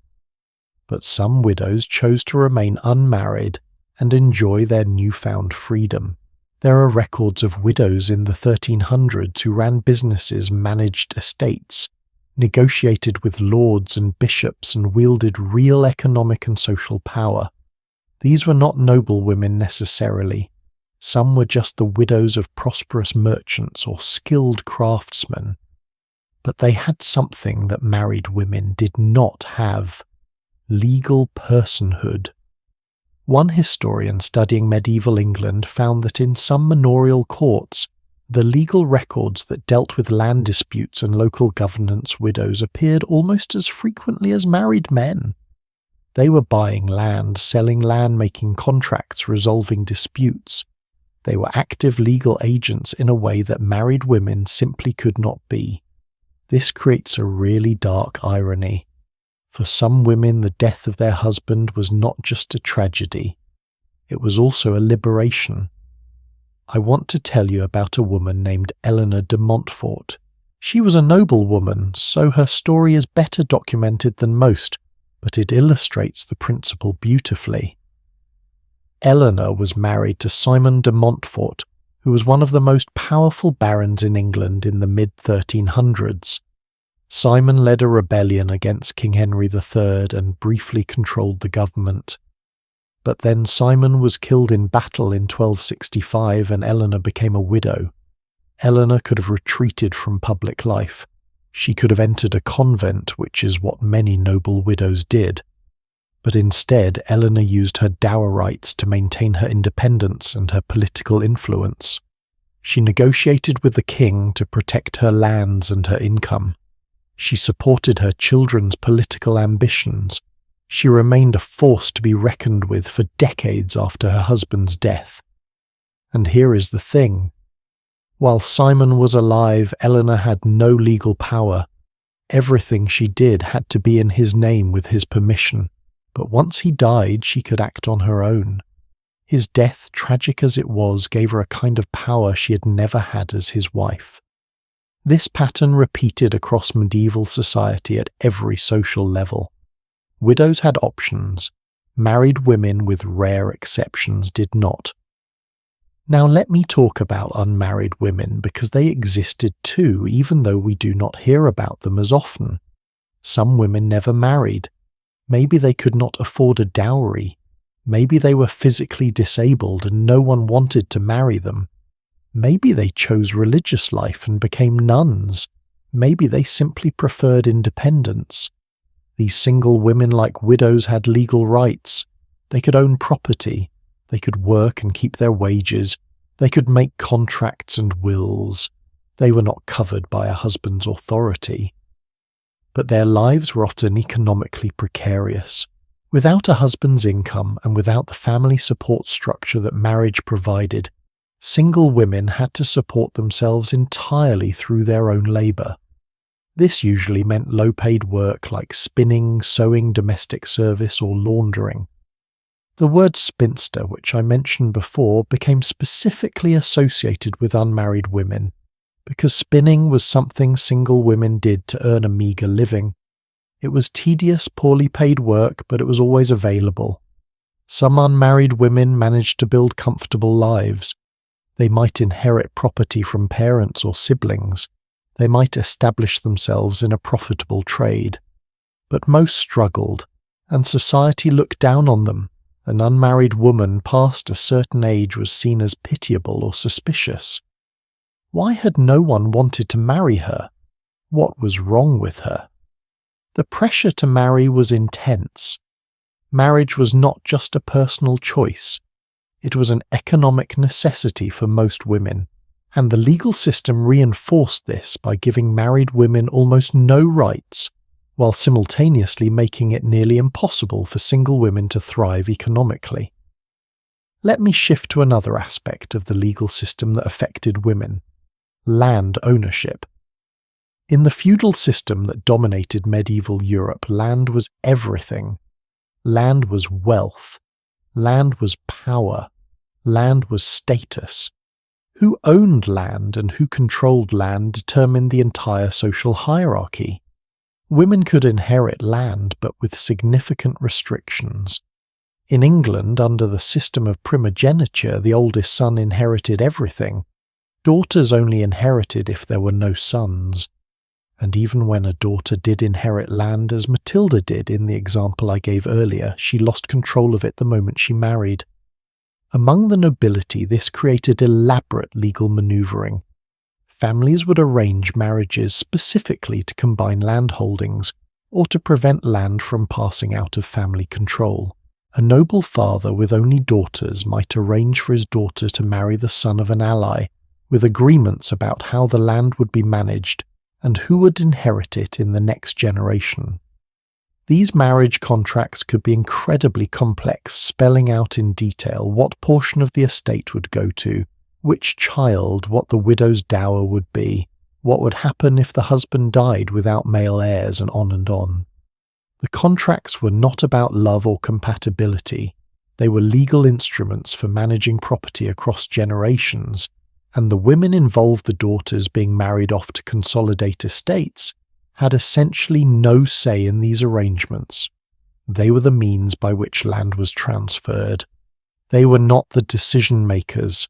There is a court case from 1387 that really drives this home.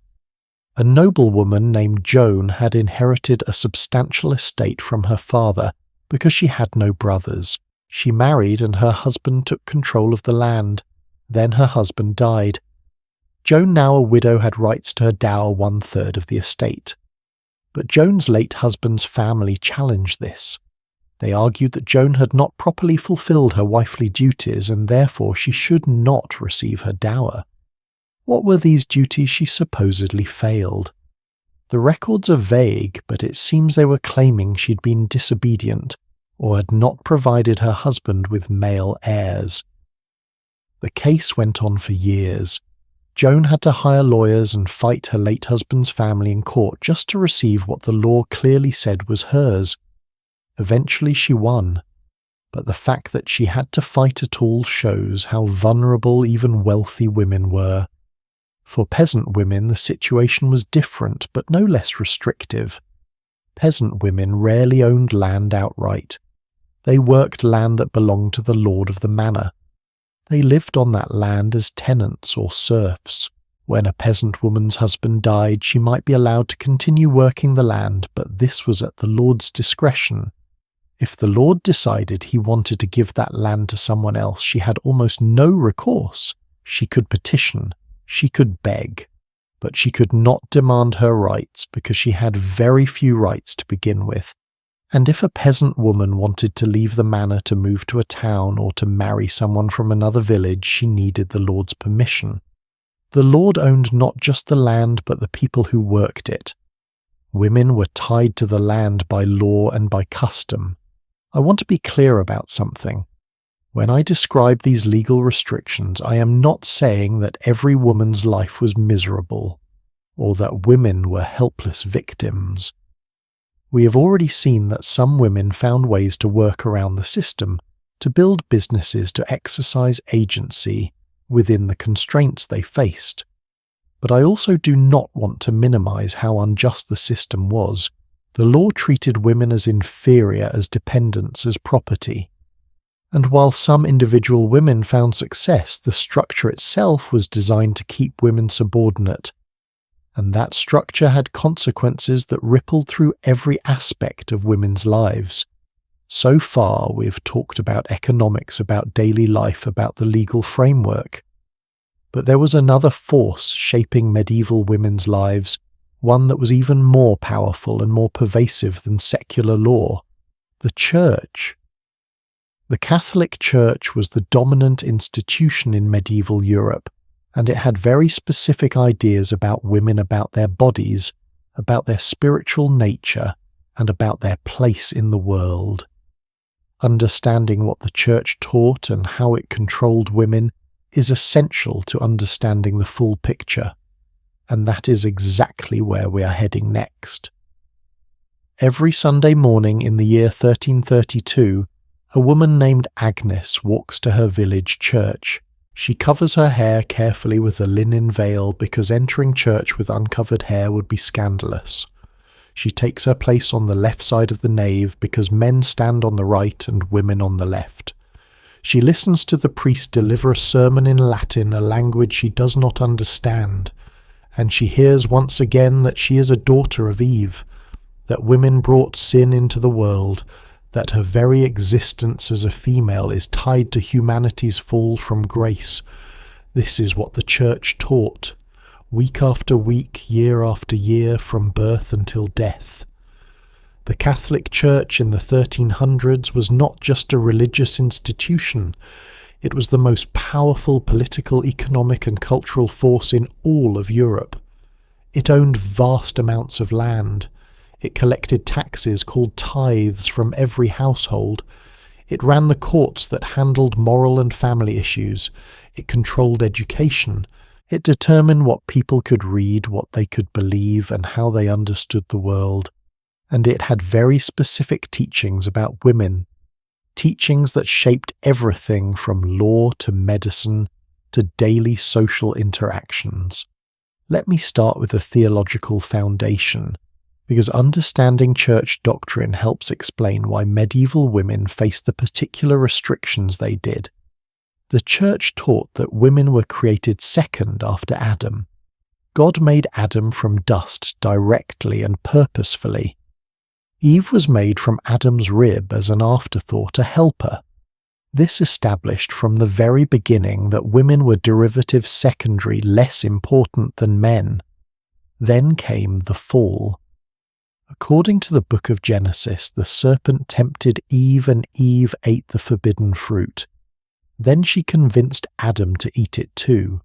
Because of this, humanity was expelled from paradise and condemned to sin, suffering and death. The church fathers, the theologians and bishops whose writings shaped Christian doctrine placed the blame squarely on Eve. She was weak. She was easily deceived. She was led by her desires rather than by reason. And she led Adam into sin.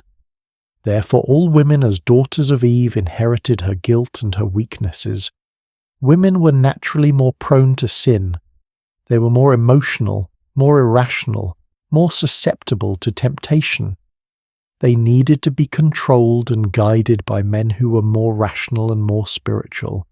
This was not a fringe belief. This was mainstream Christian theology in the 1300s, taught from every pulpit, written in every theological text accepted by virtually everyone in society. But here is where it gets complicated. Because at the same exact time that the church was teaching that women were spiritually inferior, it was also promoting the cult of the Virgin Mary. Mary, the mother of Jesus, was held up as the perfect woman. She was pure, obedient, humble, and miraculously virginal, even though she gave birth. She was everything that Eve was not. Mary saved humanity by giving birth to Christ, just as Eve had damned humanity by eating the fruit. By the 1300s, devotion to Mary had become central to Catholic practice.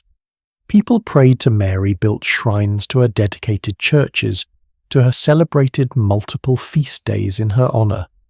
In many ways, Mary was more accessible to ordinary believers than God or Jesus. She was seen as merciful, as understanding, as a mother who would intercede on behalf of sinful humanity.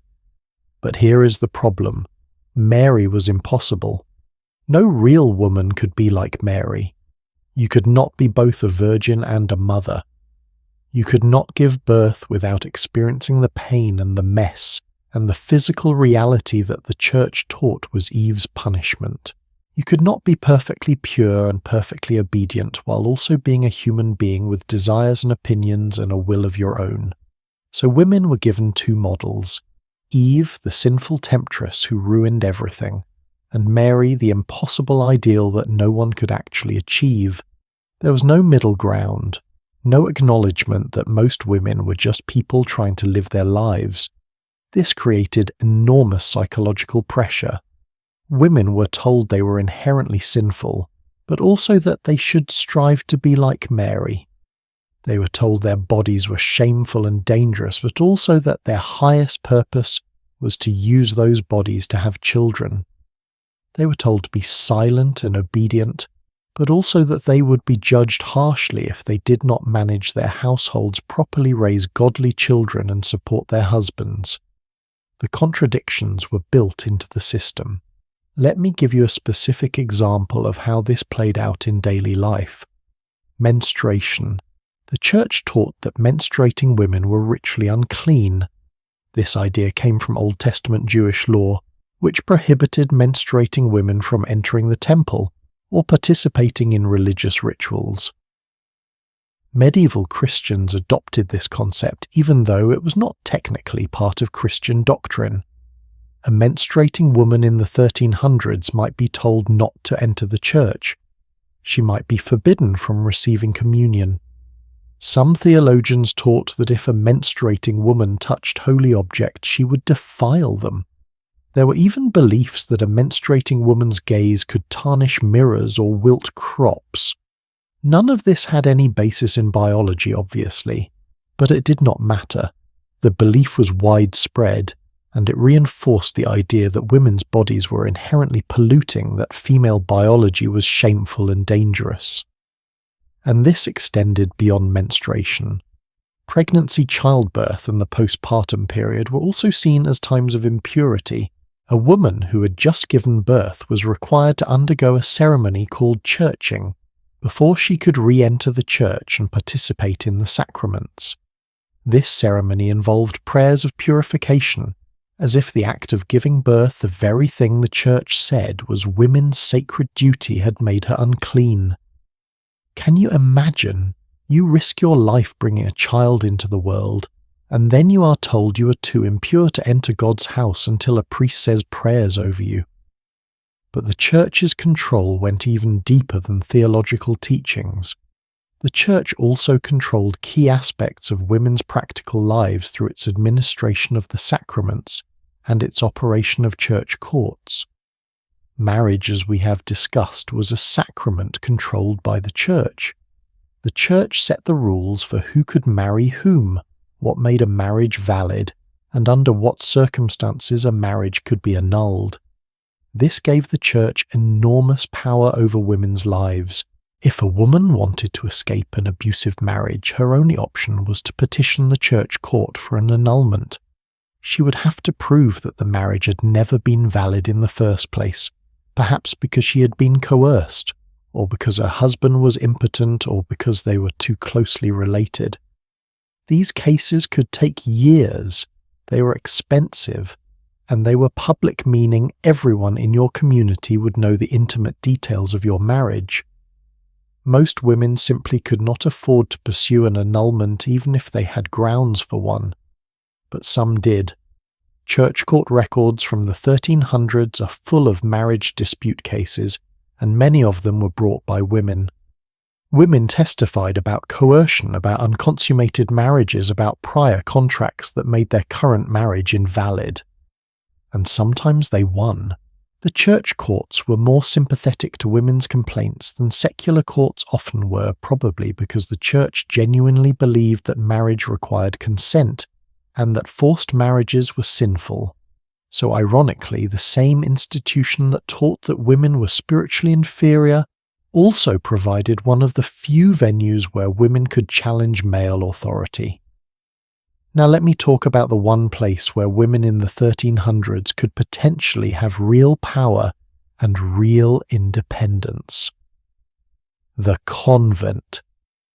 Entering a convent, becoming a nun, was one of the few socially acceptable alternatives to marriage for medieval women, and for some women it was genuinely appealing.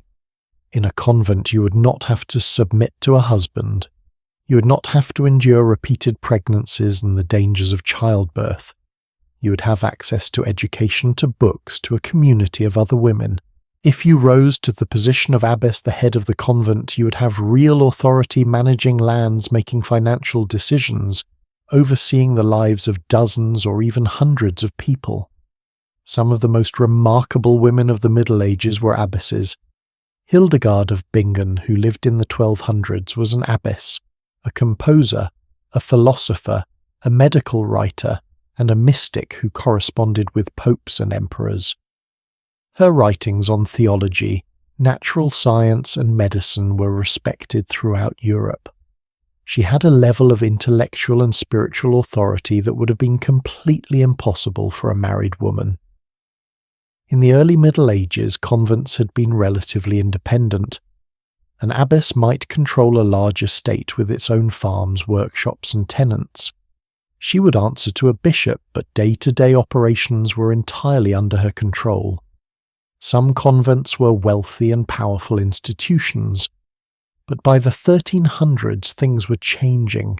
The church was becoming more centralized, more hierarchical, more insistent on male authority.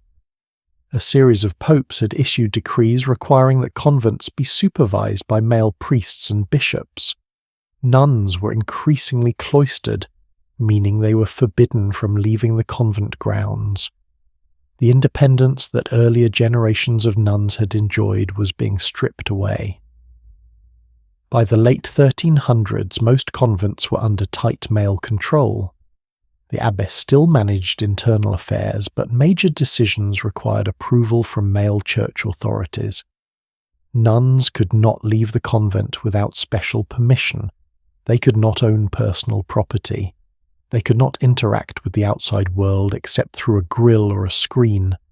Enclosure, as this practice was called, was justified by the church as protecting nuns from the temptations and dangers of the world. But it also meant that women who entered convents lost even more autonomy than they might have had in marriage. Still, for some women, the convent was the best option available. If you had intellectual interests, if you wanted to learn to read and write, if you wanted a life of contemplation rather than constant childbearing, the convent offered possibilities that marriage did not. There was another movement in the 1300s that I find absolutely fascinating: the Beguines. Beguines were women who lived religious lives but who did not take formal vows and did not live in enclosed convents. They lived in communities called beguinages, often in towns and cities. They supported themselves through work, often in the textile industry. They devoted themselves to prayer and to serving the poor, but they maintained a degree of independence that traditional nuns did not have. The Beguine movement was especially strong in the Low Countries and in parts of France and Germany. In cities like Paris, Beguines were respected members of the community. They ran hospitals, they cared for the sick, they taught children. Some became quite successful in business, but the church was suspicious of them. These were women living outside male authority. They were not married, so they were not controlled by husbands. They were not traditional nuns, so they were not controlled by abbesses and bishops. They were making their own decisions, living according to their own spiritual convictions. In 1311 and 1312, the church officially condemned the Beguines. Church councils declared that their way of life was heretical, dangerous, and inappropriate. Many Beguine communities were forced to disband. Some Beguines were accused of heresy and even executed. Why did the church react so harshly? I think it was because the Beguines represented an alternative model of female religious life, one that did not fit neatly into the church's categories. They were neither wives nor nuns. They were independent, self-supporting women who claimed spiritual authority without male permission, and that terrified the church hierarchy. Despite the persecution, some Beguine communities survived into the later Middle Ages and beyond. They adapted, they kept their heads down, they found protectors. But the crackdown sent a clear message. Women who tried to live outside traditional structures, even religious women devoted to God, would be suppressed. What strikes me most about the church's relationship with medieval women is the sheer scope of its control. The church did not just regulate religious practice, it shaped how women understood their own bodies, their own worth, their own potential. It told them they were sinful and weak. It gave them impossible role models.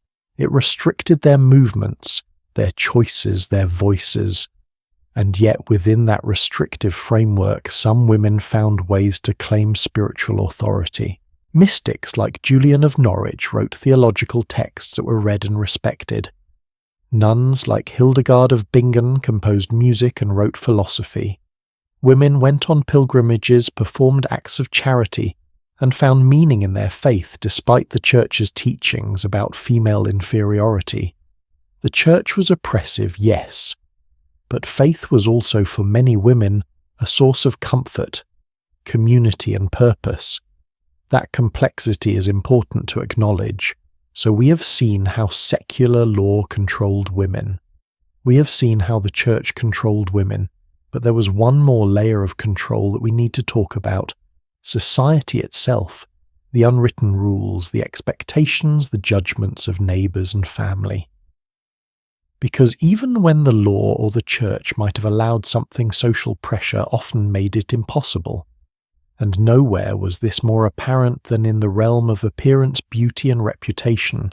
That is what we are going to explore next: how women were judged by their looks, their clothing and their behaviour, and what happened when they stepped outside the narrow boundaries of acceptable femininity.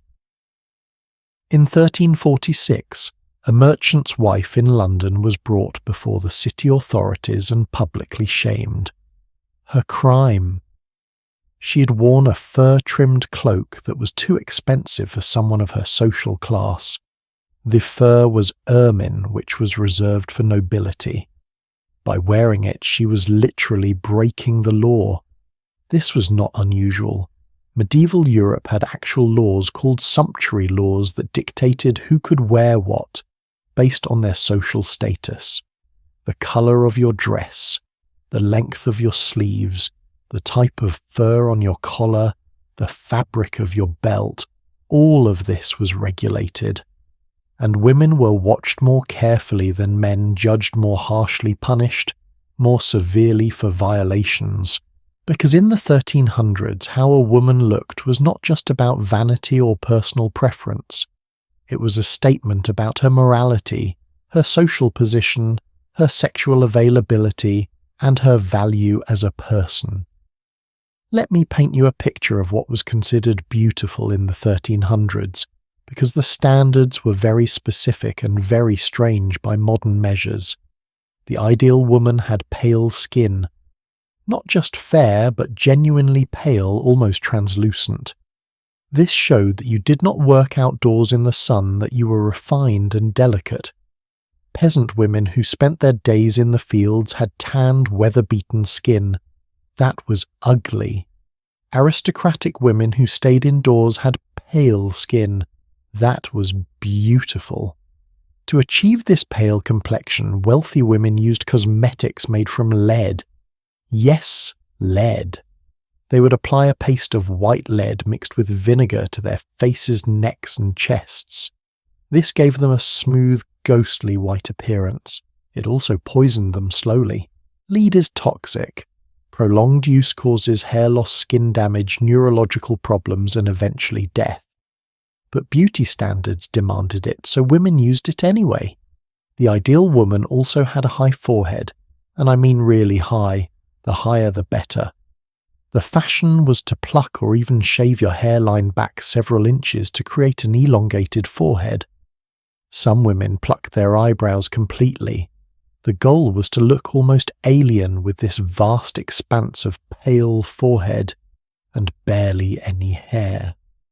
Why, no one is entirely sure. Some historians think it was influenced by artistic depictions of the Virgin Mary, who was often shown with a high, smooth forehead.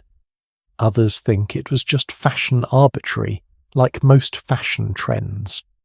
But whatever the reason, women tortured themselves to achieve it. Blonde hair was also prized. If you had naturally dark hair, you might try to lighten it using various concoctions. Lye soap, lemon juice, saffron mixed with sulphur. These substances were harsh and could damage your hair, but again, beauty demanded sacrifice. The ideal body shape was interesting. Unlike modern Western beauty standards that emphasize extreme thinness, medieval beauty standards preferred a fuller figure. A slightly rounded belly was considered attractive, especially on young women, because it suggested fertility. Completely flat stomachs were associated with illness or malnutrition, but you were not supposed to be too heavy either. The ideal was soft curves, pale skin, delicate features. You were supposed to look like you ate well but did not do physical labour. Strength was not attractive. fragility was. Now, how did women dress? This varied enormously by social class, but let me focus on the middle and upper classes because peasant dress was purely functional, as we discussed earlier. A wealthy woman in the 1300s would wear multiple layers. First, a linen undershift called a chemise, which served as underwear. Over that, a long dress called a cotehardie or a kirtle made of wool, or linen fitted at the bodice and flowing at the skirt. Over that, possibly another overdress called a surcoat, often sleeveless, to show the decorative sleeves of the dress underneath. The fabrics were expensive. Wool was common, but fine wool was costly. Silk was imported from the East and was incredibly expensive. Velvet was even more so. The colour of your dress indicated your status because certain dyes were far more expensive than others. Red dye came from Kermes insects or from madder root, and deep rich reds were very costly. Blue came from woad or from imported indigo, also expensive. Purple was the most expensive of all, requiring thousands of sea snails to produce even a small amount of dye. Green, yellow and brown were cheaper because they could be made from common plants. The sumptuary laws I mentioned tried to enforce these distinctions. A law passed in England in 1336 specified exactly what fabrics and colours each social class was permitted to wear. Knights and their families could wear silk and certain furs. Merchants and their wives could not, no matter how wealthy they became. Peasants were restricted to the cheapest fabrics and the dullest colours. These laws were difficult to enforce and were frequently violated, which is why women like the merchant's wife in London kept getting in trouble. Wealthy middle-class women wanted to dress like aristocrats. They could afford to. But the law said they could not, because clothing was supposed to reflect your birth status, not your wealth. This created tension and resentment.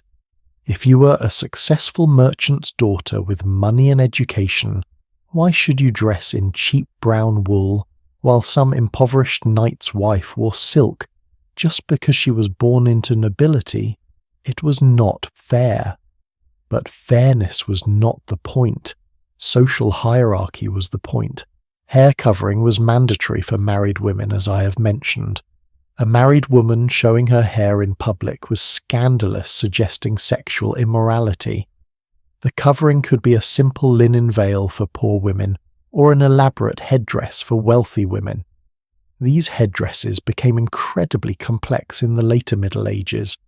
Some were shaped like horns or butterflies or elaborate towers. They required pins, wire frames, and hours of arrangement. They were uncomfortable and impractical. But they signalled wealth and status, so women wore them. Unmarried women could wear their hair loose or in braids, but only young unmarried women. An older single woman would still cover her hair to some degree, signalling that while she was unmarried, she was past the age of marriageability and was therefore respectable. Let me tell you about shoes, because shoes are fascinating. Wealthy women wore leather shoes that were sometimes incredibly long and pointed. These were called poulaines or Krakowis. The points could extend 6 inches or more beyond the toes. You literally could not walk normally in them. You had to shuffle. Why would anyone wear shoes like this? Because they demonstrated that you did not need to walk. You did not work. You did not do anything practical. You were purely decorative. The church hated these shoes. Priests preached against them, calling them vain and sinful. Laws were passed trying to limit how long the points could be. But fashion won, and people kept wearing them. Jewellery was another marker of status.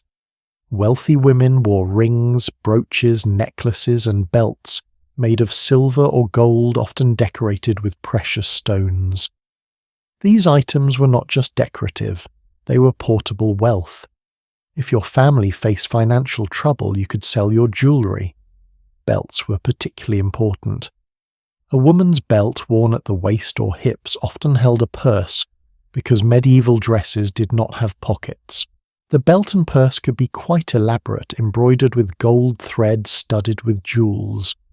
Women also carried other items on their belts or chains, keys if they managed a household and controlled the storerooms, prayer books showing piety, small knives for eating because forks were not commonly used yet. Now let me talk about something darker, the connection between appearance and reputation. A woman's value in medieval society was tied closely to her perceived sexual purity. An unmarried woman needed to be a virgin. A married woman needed to be faithful to her husband. Any suggestion otherwise could destroy her reputation and her family's honour. And how did people judge sexual purity? Partly by behaviour, yes, but also by appearance. A woman who dressed too elaborately, who showed too much skin, who wore her hair uncovered when she should not, who used too much cosmetics, any of these could be interpreted as signs of sexual immorality. The assumption was that a woman who cared too much about her appearance was trying to attract male attention inappropriately. But at the same time, a woman who did not care enough about her appearance, who was dirty or unkempt or dressed in rags, was also judged negatively. She was slovenly, possibly lazy, definitely not respectable. So women had to walk this incredibly narrow line. Be attractive, but not too attractive. Care about your appearance, but not too much. Show that you have resources, but do not violate sumptuary laws. Cover your body modestly, but also demonstrate your social status through your clothing.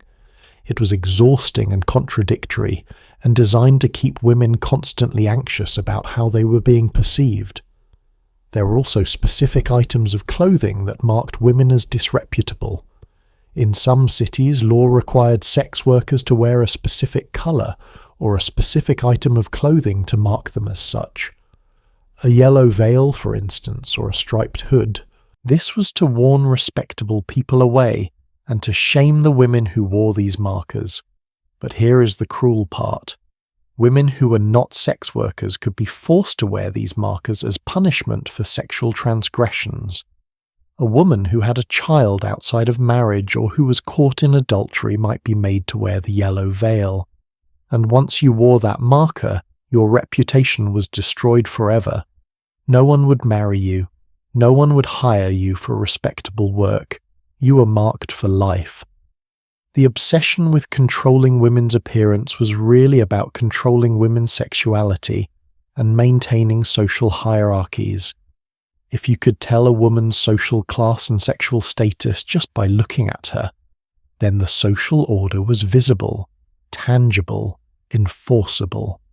Let me tell you about a trend that emerged in the 1300s that the church absolutely hated: mirrors. As glass-making techniques improved, mirrors became more available, though they were still expensive. Wealthy women began carrying small mirrors, using them to check their appearance, to apply cosmetics, to arrange their headdresses. The church denounced mirrors as instruments of vanity and pride. Preachers warned that women who spent too much time looking at mirrors were worshipping themselves instead of God. There were even stories in religious texts about mirrors being instruments of the devil, showing vain women their reflection to lead them into sin. But women kept using mirrors, because caring about your appearance was not just vanity, it was survival. Your marriage prospects depended partly on your looks. Your social status was judged partly by your dress. Your reputation could be damaged by appearing in public looking inappropriate. So despite the church's condemnation, mirrors became more and more common. And I think that says something important. Women knew they were being judged constantly on their appearance, so they used whatever tools they had to meet those impossible standards. What strikes me most about medieval beauty culture is how little has changed in some ways. We still judge women's worth partly by their appearance. We still have beauty standards that are expensive, time-consuming, and often dangerous to achieve. We still pressure women to look young, thin, flawless. But we also have more freedom now. No sumptuary laws dictating what we can wear based on our birth. No requirement to cover our hair if we are married. No lead-based cosmetics, at least not intentionally. And we have voices, loud voices, challenging these standards and pushing back against the idea that women exist to be decorative. Medieval women did not have those voices, at least not in any way that was recorded or respected. They had to navigate the system as best they could, using appearance as a tool, a weapon, a form of communication in a world that would not let them speak freely. And now we come to something we have danced around throughout this entire exploration but have not addressed directly: violence. Because all of these systems of control, the legal restrictions, the church's teachings, the social pressure, they were all backed up ultimately by the threat of violence.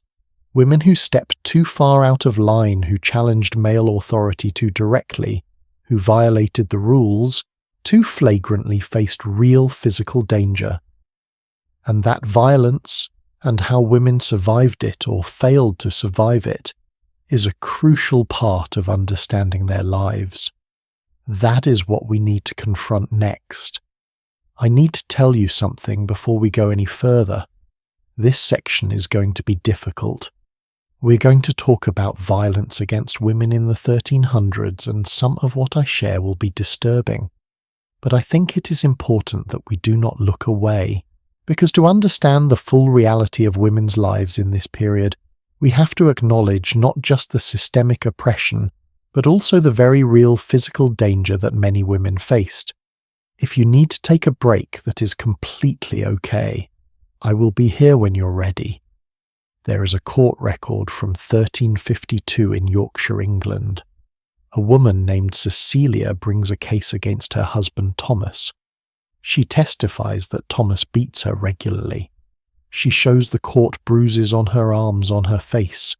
She says she fears for her life. The court listens, the court takes notes, and then the court tells Cecilia to go home and be a better wife. Thomas faces no punishment, no fine, no imprisonment, no public shaming. Because in the eyes of medieval law, a husband had the right to discipline his wife physically. As long as he did not kill her or cause permanent injury, what happened within a marriage was considered a private matter. This was the reality for countless medieval women. Domestic violence was not illegal. It was not even considered particularly unusual. The prevailing attitude was that women needed discipline, and husbands were responsible for providing it. There were some theoretical limits. Church law taught that husbands should not beat their wives excessively or cruelly. But what constituted excessive, what counted as cruel, the standards were vague and almost never enforced.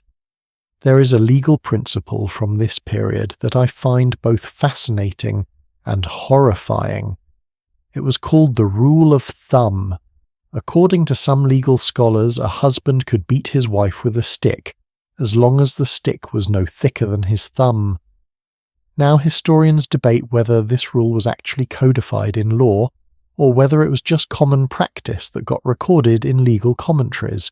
But either way, the fact that people were discussing the appropriate thickness of sticks for beating women tells you everything you need to know about how the legal system viewed domestic violence. Women had very few options if they were being abused. They could not divorce.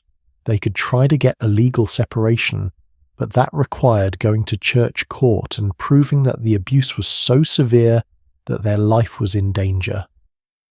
And even if they succeeded, they would lose their home, their financial security, and possibly their children. Some women ran away. We have records of women fleeing abusive husbands and seeking refuge with family or friends, or even in convents. But running away was risky. If you were caught, your husband had the legal right to force you to return, and running away might provoke even worse violence. Some women fought back. Court records include cases of women who injured or even killed their husbands in self-defense. These women were almost always convicted and punished, often by execution, because killing your husband was not just murder. It was a form of treason. You had killed your lord and master, the person to whom you owed obedience. There is a particularly tragic case from 1378. A woman named Joan killed her husband after years of abuse. Witnesses testified that he had beaten her, brutally broken her bones, threatened to kill her. On the night in question, he came at her with a knife. She grabbed a fire poker and struck him. He died from the wound. Joan was convicted of petty treason, which was the legal term for a wife killing her husband. The punishment for petty treason was burning at the stake. Joan was burned alive in front of her community as a warning to other women not to resist their husband's authority. Reading cases like this makes me physically ill. This woman defended her own life and she was tortured to death for it. Now let me talk about violence outside of marriage, because that was also pervasive and also largely unpunished. If a woman was assaulted by someone who was not her husband, she could theoretically bring charges. But doing so was difficult and often pointless. She would have to testify publicly about what happened, which meant admitting to behaviour that would damage her reputation. She would need witnesses, which she often did not have because assaults happened in private. And even if she had evidence, the courts might simply not believe her. There was a widespread assumption that women lied about assault either to cover up consensual encounters or to extort money from men. The legal system was deeply skeptical of women's testimony, especially when it contradicted a man's account. And here is where things get really dark. If a woman was assaulted and became pregnant as a result, some legal scholars argued that this proved the encounter had been consensual. The reasoning was that conception could only occur if the woman experienced pleasure, and if she experienced pleasure, she must have consented. This is, of course, completely false from a biological standpoint. But it was believed at the time, and it meant that a pregnancy resulting from assault could actually be used as evidence against the victim. What did this mean for women? It meant that many, probably most assaults were never reported. It meant that women who were victimized had to choose between staying silent and risking public humiliation and disbelief. And it meant that some women ended up marrying their attackers because that was seen as the best way to restore their honor and avoid the stigma of being an unmarried woman who had lost her virginity. I mentioned this briefly earlier, but it bears repeating. In some communities, if a man assaulted a woman, he could avoid punishment by offering to marry her, and pressure would be put on the woman to accept because marriage was seen as repairing the damage to her reputation. Can you imagine being forced to marry the person who attacked you? Being told that this was the best solution, that you should be grateful. He was willing to make an honest woman of you. This happened. We have records of these forced marriages of women who had no choice but to spend the rest of their lives with men who had violated them. The violence women faced was not just physical. It was also economic, social, and psychological. But physical violence was the ultimate enforcement mechanism. It was the threat that backed up all the other forms of control. If you did not obey your husband, he could beat you. If you did not behave modestly, you might be publicly shamed or physically punished. If you violated social norms too flagrantly, you could be subjected to community violence, things like being pelted with rotten vegetables in the stocks, or being ducked in a river. There was a punishment specifically for women who were considered too outspoken or too argumentative. It was called the scold's bridle, or the branks. This was a metal cage that fitted over a woman's head, with a piece that went into her mouth to hold down her tongue. A woman wearing a scold's bridle could not speak. She could barely swallow, and she would be paraded through the town as a humiliation. The message was clear. Women were supposed to be quiet. If you talked too much, if you argued, if you asserted yourself, you would be literally silenced.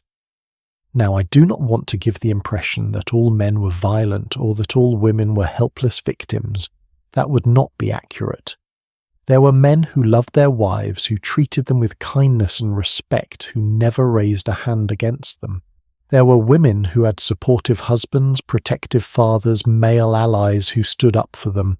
But the system permitted violence against women. The law allowed it. The church tolerated it. Society expected it. And that created a culture where abuse was normalized, where women had almost no recourse, and where the threat of violence shaped every aspect of women's lives. So how did women survive? How did they navigate this landscape of constant danger? One answer is community. Women formed networks of support with other women. Your mother, your sisters, your neighbours, your friends. These were the people who would help you, who would hide you if you needed to flee, who would testify on your behalf if you went to court, who would care for your children if something happened to you. These female networks were informal and largely invisible in historical records because they operated outside official structures. But they were crucial. They were how women protected each other, shared information, and survived. Another answer is strategic compliance. Many women learned to be very careful about when and how they asserted themselves. They picked their battles. They found indirect ways to influence their husbands and their households. They learned to read situations and avoid triggering violence when possible. This is not weakness. This is survival strategy. When you have no legal protection, when violence against you is permitted by law, learning to avoid provoking that violence is smart, not cowardly. Some women also found ways to fight back within the system. They used church courts to seek separations from abusive husbands. They used their economic contributions to gain leverage within their marriages. They formed alliances with powerful people who could protect them. And some women simply endured. They survived day by day, year by year through situations that would break many of us. They raised their children, they did their work, they found moments of joy when they could. They were strong in ways that are difficult for us to fully comprehend. I think about these women often, the ones whose names we do not know, who left no records, who suffered and survived in silence. I think about the daily courage it must have taken to live in a world where your safety was never guaranteed, where the law offered you almost no protection, where violence could come from your own husband and everyone would say you probably deserved it. And I think about how far we have come. We still have domestic violence, still have assault, still have systems that fail to protect women adequately. But we also have laws against domestic violence now. We have shelters and hotlines and legal protections. We have a cultural understanding, however imperfect, that violence against women is wrong and should be punished. Medieval women did not have any of that. They had only their own strength, their own intelligence and their connections to other women. And somehow, many of them survived. They lived. They raised families, they contributed to their communities, they found ways to be fully human despite a system designed to dehumanize them. That resilience is worth honoring. That strength is worth remembering. We have spent this entire journey exploring the constraints, the controls, the violence, the injustice of medieval women's lives, and all of that is real and important to understand. But I do not want to end there.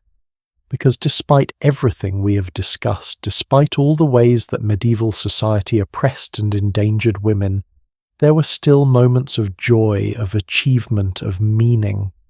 There were still women who changed the world, who left lasting legacies, who proved that the human spirit can transcend even the most oppressive circumstances.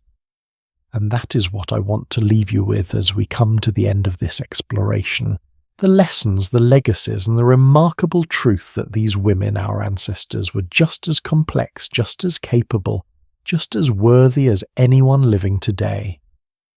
Let us bring this home.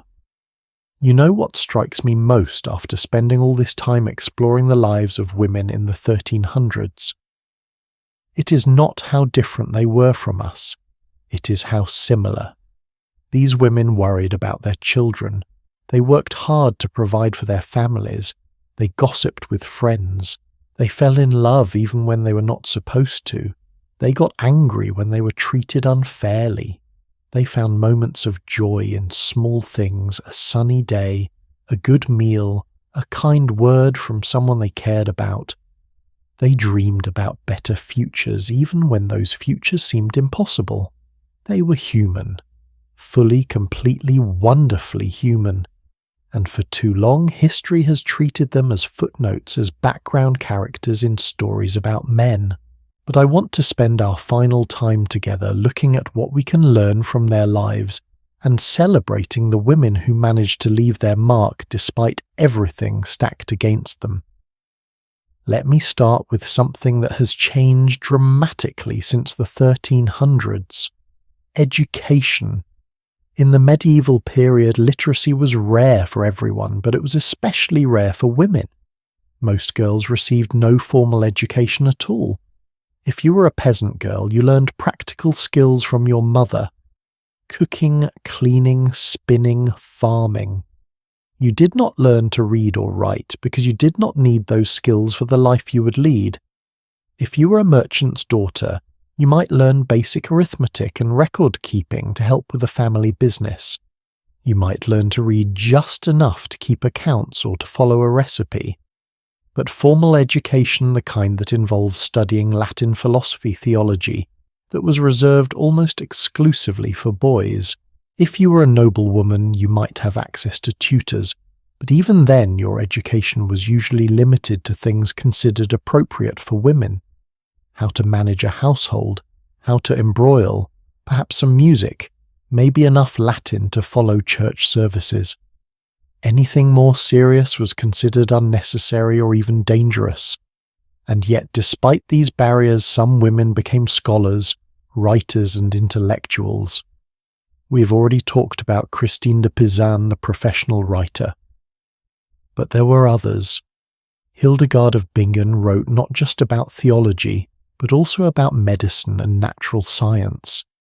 Her medical texts described hundreds of plants and their healing properties, along with theories about human health that were actually quite advanced for her time. There was a woman named Trotula of Salerno, who lived in the 11th and 12th centuries just before our period, but whose medical writings were still influential in the 1300s. Trotula wrote about women's health, childbirth, and infant care. Her texts were copied and distributed throughout Europe. She was one of the first medical writers to focus specifically on women's bodies and women's health concerns. These women had to fight for every scrap of education they received. They had to prove again and again that they were capable of intellectual work, and they succeeded not just for themselves, but for the generations of women who would come after them. Now fast forward to today. In most developed countries, girls have equal access to education. In fact, in many places, women now outnumber men in universities. We have female doctors, lawyers, engineers, scientists, professors, writers. We have opportunities that medieval women could not have imagined in their wildest dreams. But we still face echoes of those medieval attitudes. Women in STEM fields still face skepticism about their abilities. Women writers still get asked different questions than male writers. Women leaders still have to prove their competence in ways that men do not. The fight for intellectual respect that Christine de Pizan and Hildegard of Bingen waged in the Middle Ages is not over. It has evolved, but it continues. Let me talk about economic independence, because this is another area where we can trace a direct line from the 1300s to today. Remember the alewives and the textile workers, the women who ran businesses and supported themselves through their skills. They existed in the cracks of the system. The system did not want them to have economic power, but they found ways to claim it anyway. And then, as we discussed, when those industries became more profitable, men pushed women out. Brewing became male-dominated. Textile manufacturing became male-dominated. Women were relegated to the lowest-paid, least-skilled positions. This pattern has repeated throughout history. Clerical work was considered women's work until it became important, and then it became men's work. Computer programming was originally done mostly by women until it became prestigious, and then men took over. Teaching young children is still considered women's work because it is low status and low paid. But college professors, much more likely to be men. Medieval women understood something that we still grapple with today. Economic independence is power. When you can support yourself, when you control your own money, you have options. You can leave bad situations. You can make choices. You can live on your own terms. The fight for equal pay, for access to well-paid professions, for recognition of the value of women's work, this fight started centuries ago. The Alewives of medieval England were fighting the same battle we're still fighting today. Now let me talk about something more personal, bodily autonomy. In the 1300s, women had essentially no control over their own bodies. Who they married, whether they had children, what happened to them medically, all of this was decided by fathers, husbands, church authorities, anyone except the women themselves. The idea that a woman might have the right to make decisions about her own body was almost unthinkable. Your body was not really yours. It belonged to your family, to your husband, to the social order that needed you to fulfill a specific role. We have made enormous progress in this area. We have the concept of informed consent in medical care. We have laws against marital assault. We have, at least in principle, the idea that women are entitled to make their own choices about their bodies and their lives. But this progress is recent and fragile. It was only in the 1970s that marital assault became illegal in many places. It was only in the late 20th century that women gained the legal right to make their own medical decisions without their husband's permission. And we are currently watching some of these rights being challenged and rolled back in various parts of the world. The medieval belief that women's bodies were public property subject to regulation and control by male authorities has not disappeared.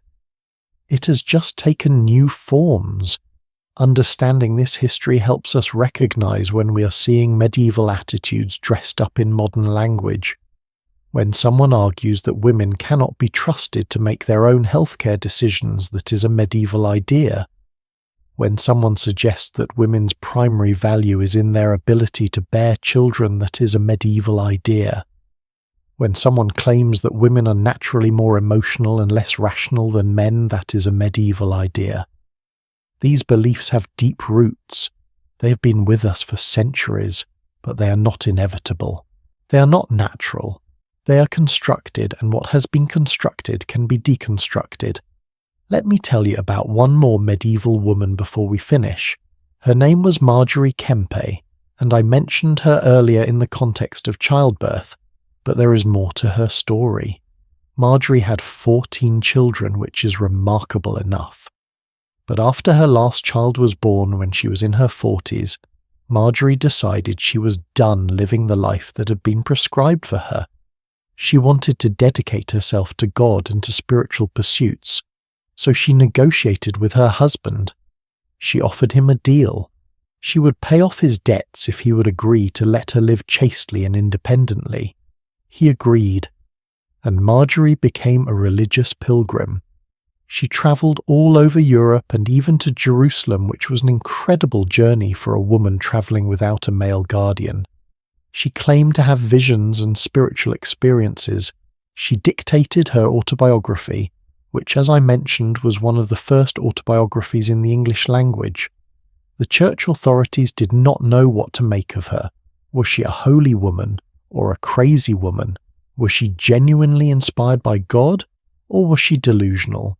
They investigated her multiple times, but they could never quite pin her down, and Marjgerie just kept doing what she wanted.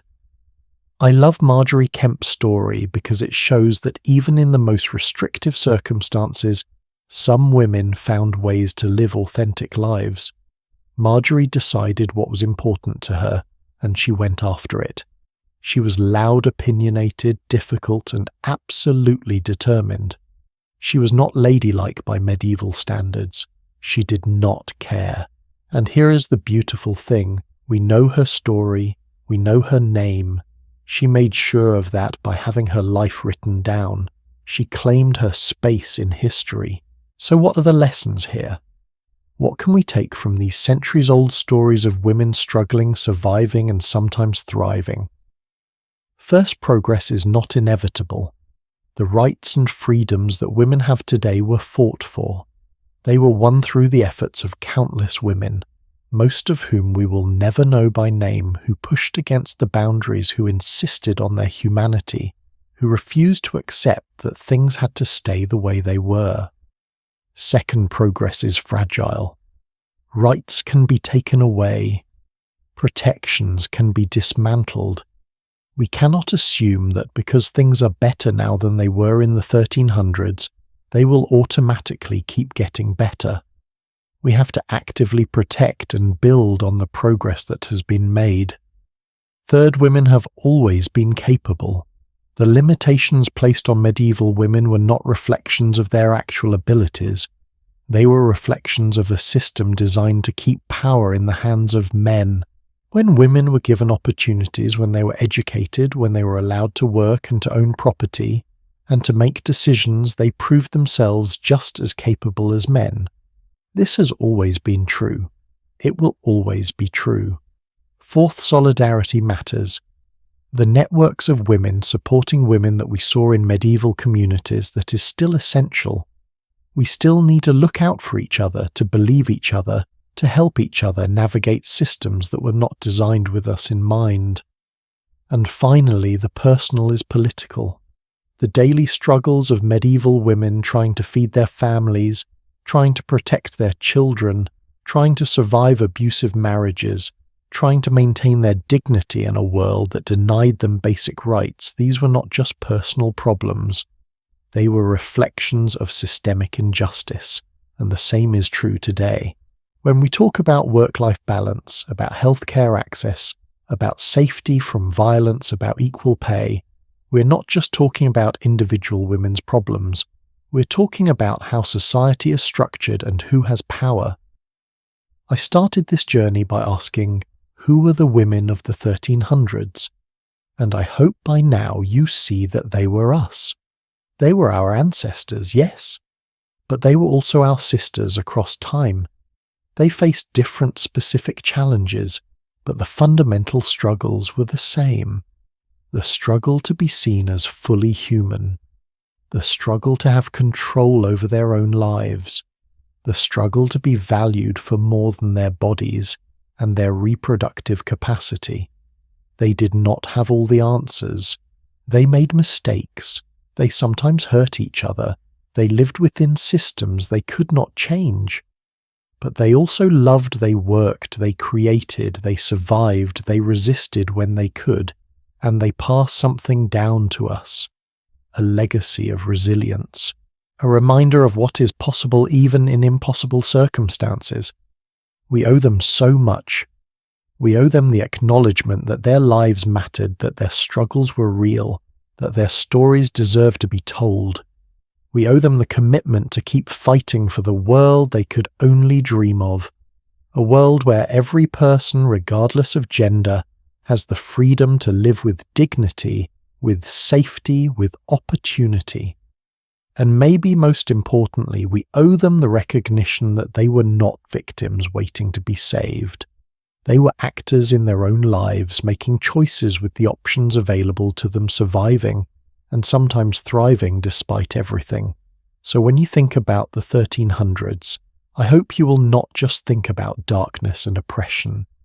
I hope you will also think about the woman brewing ale in her kitchen and building a small business.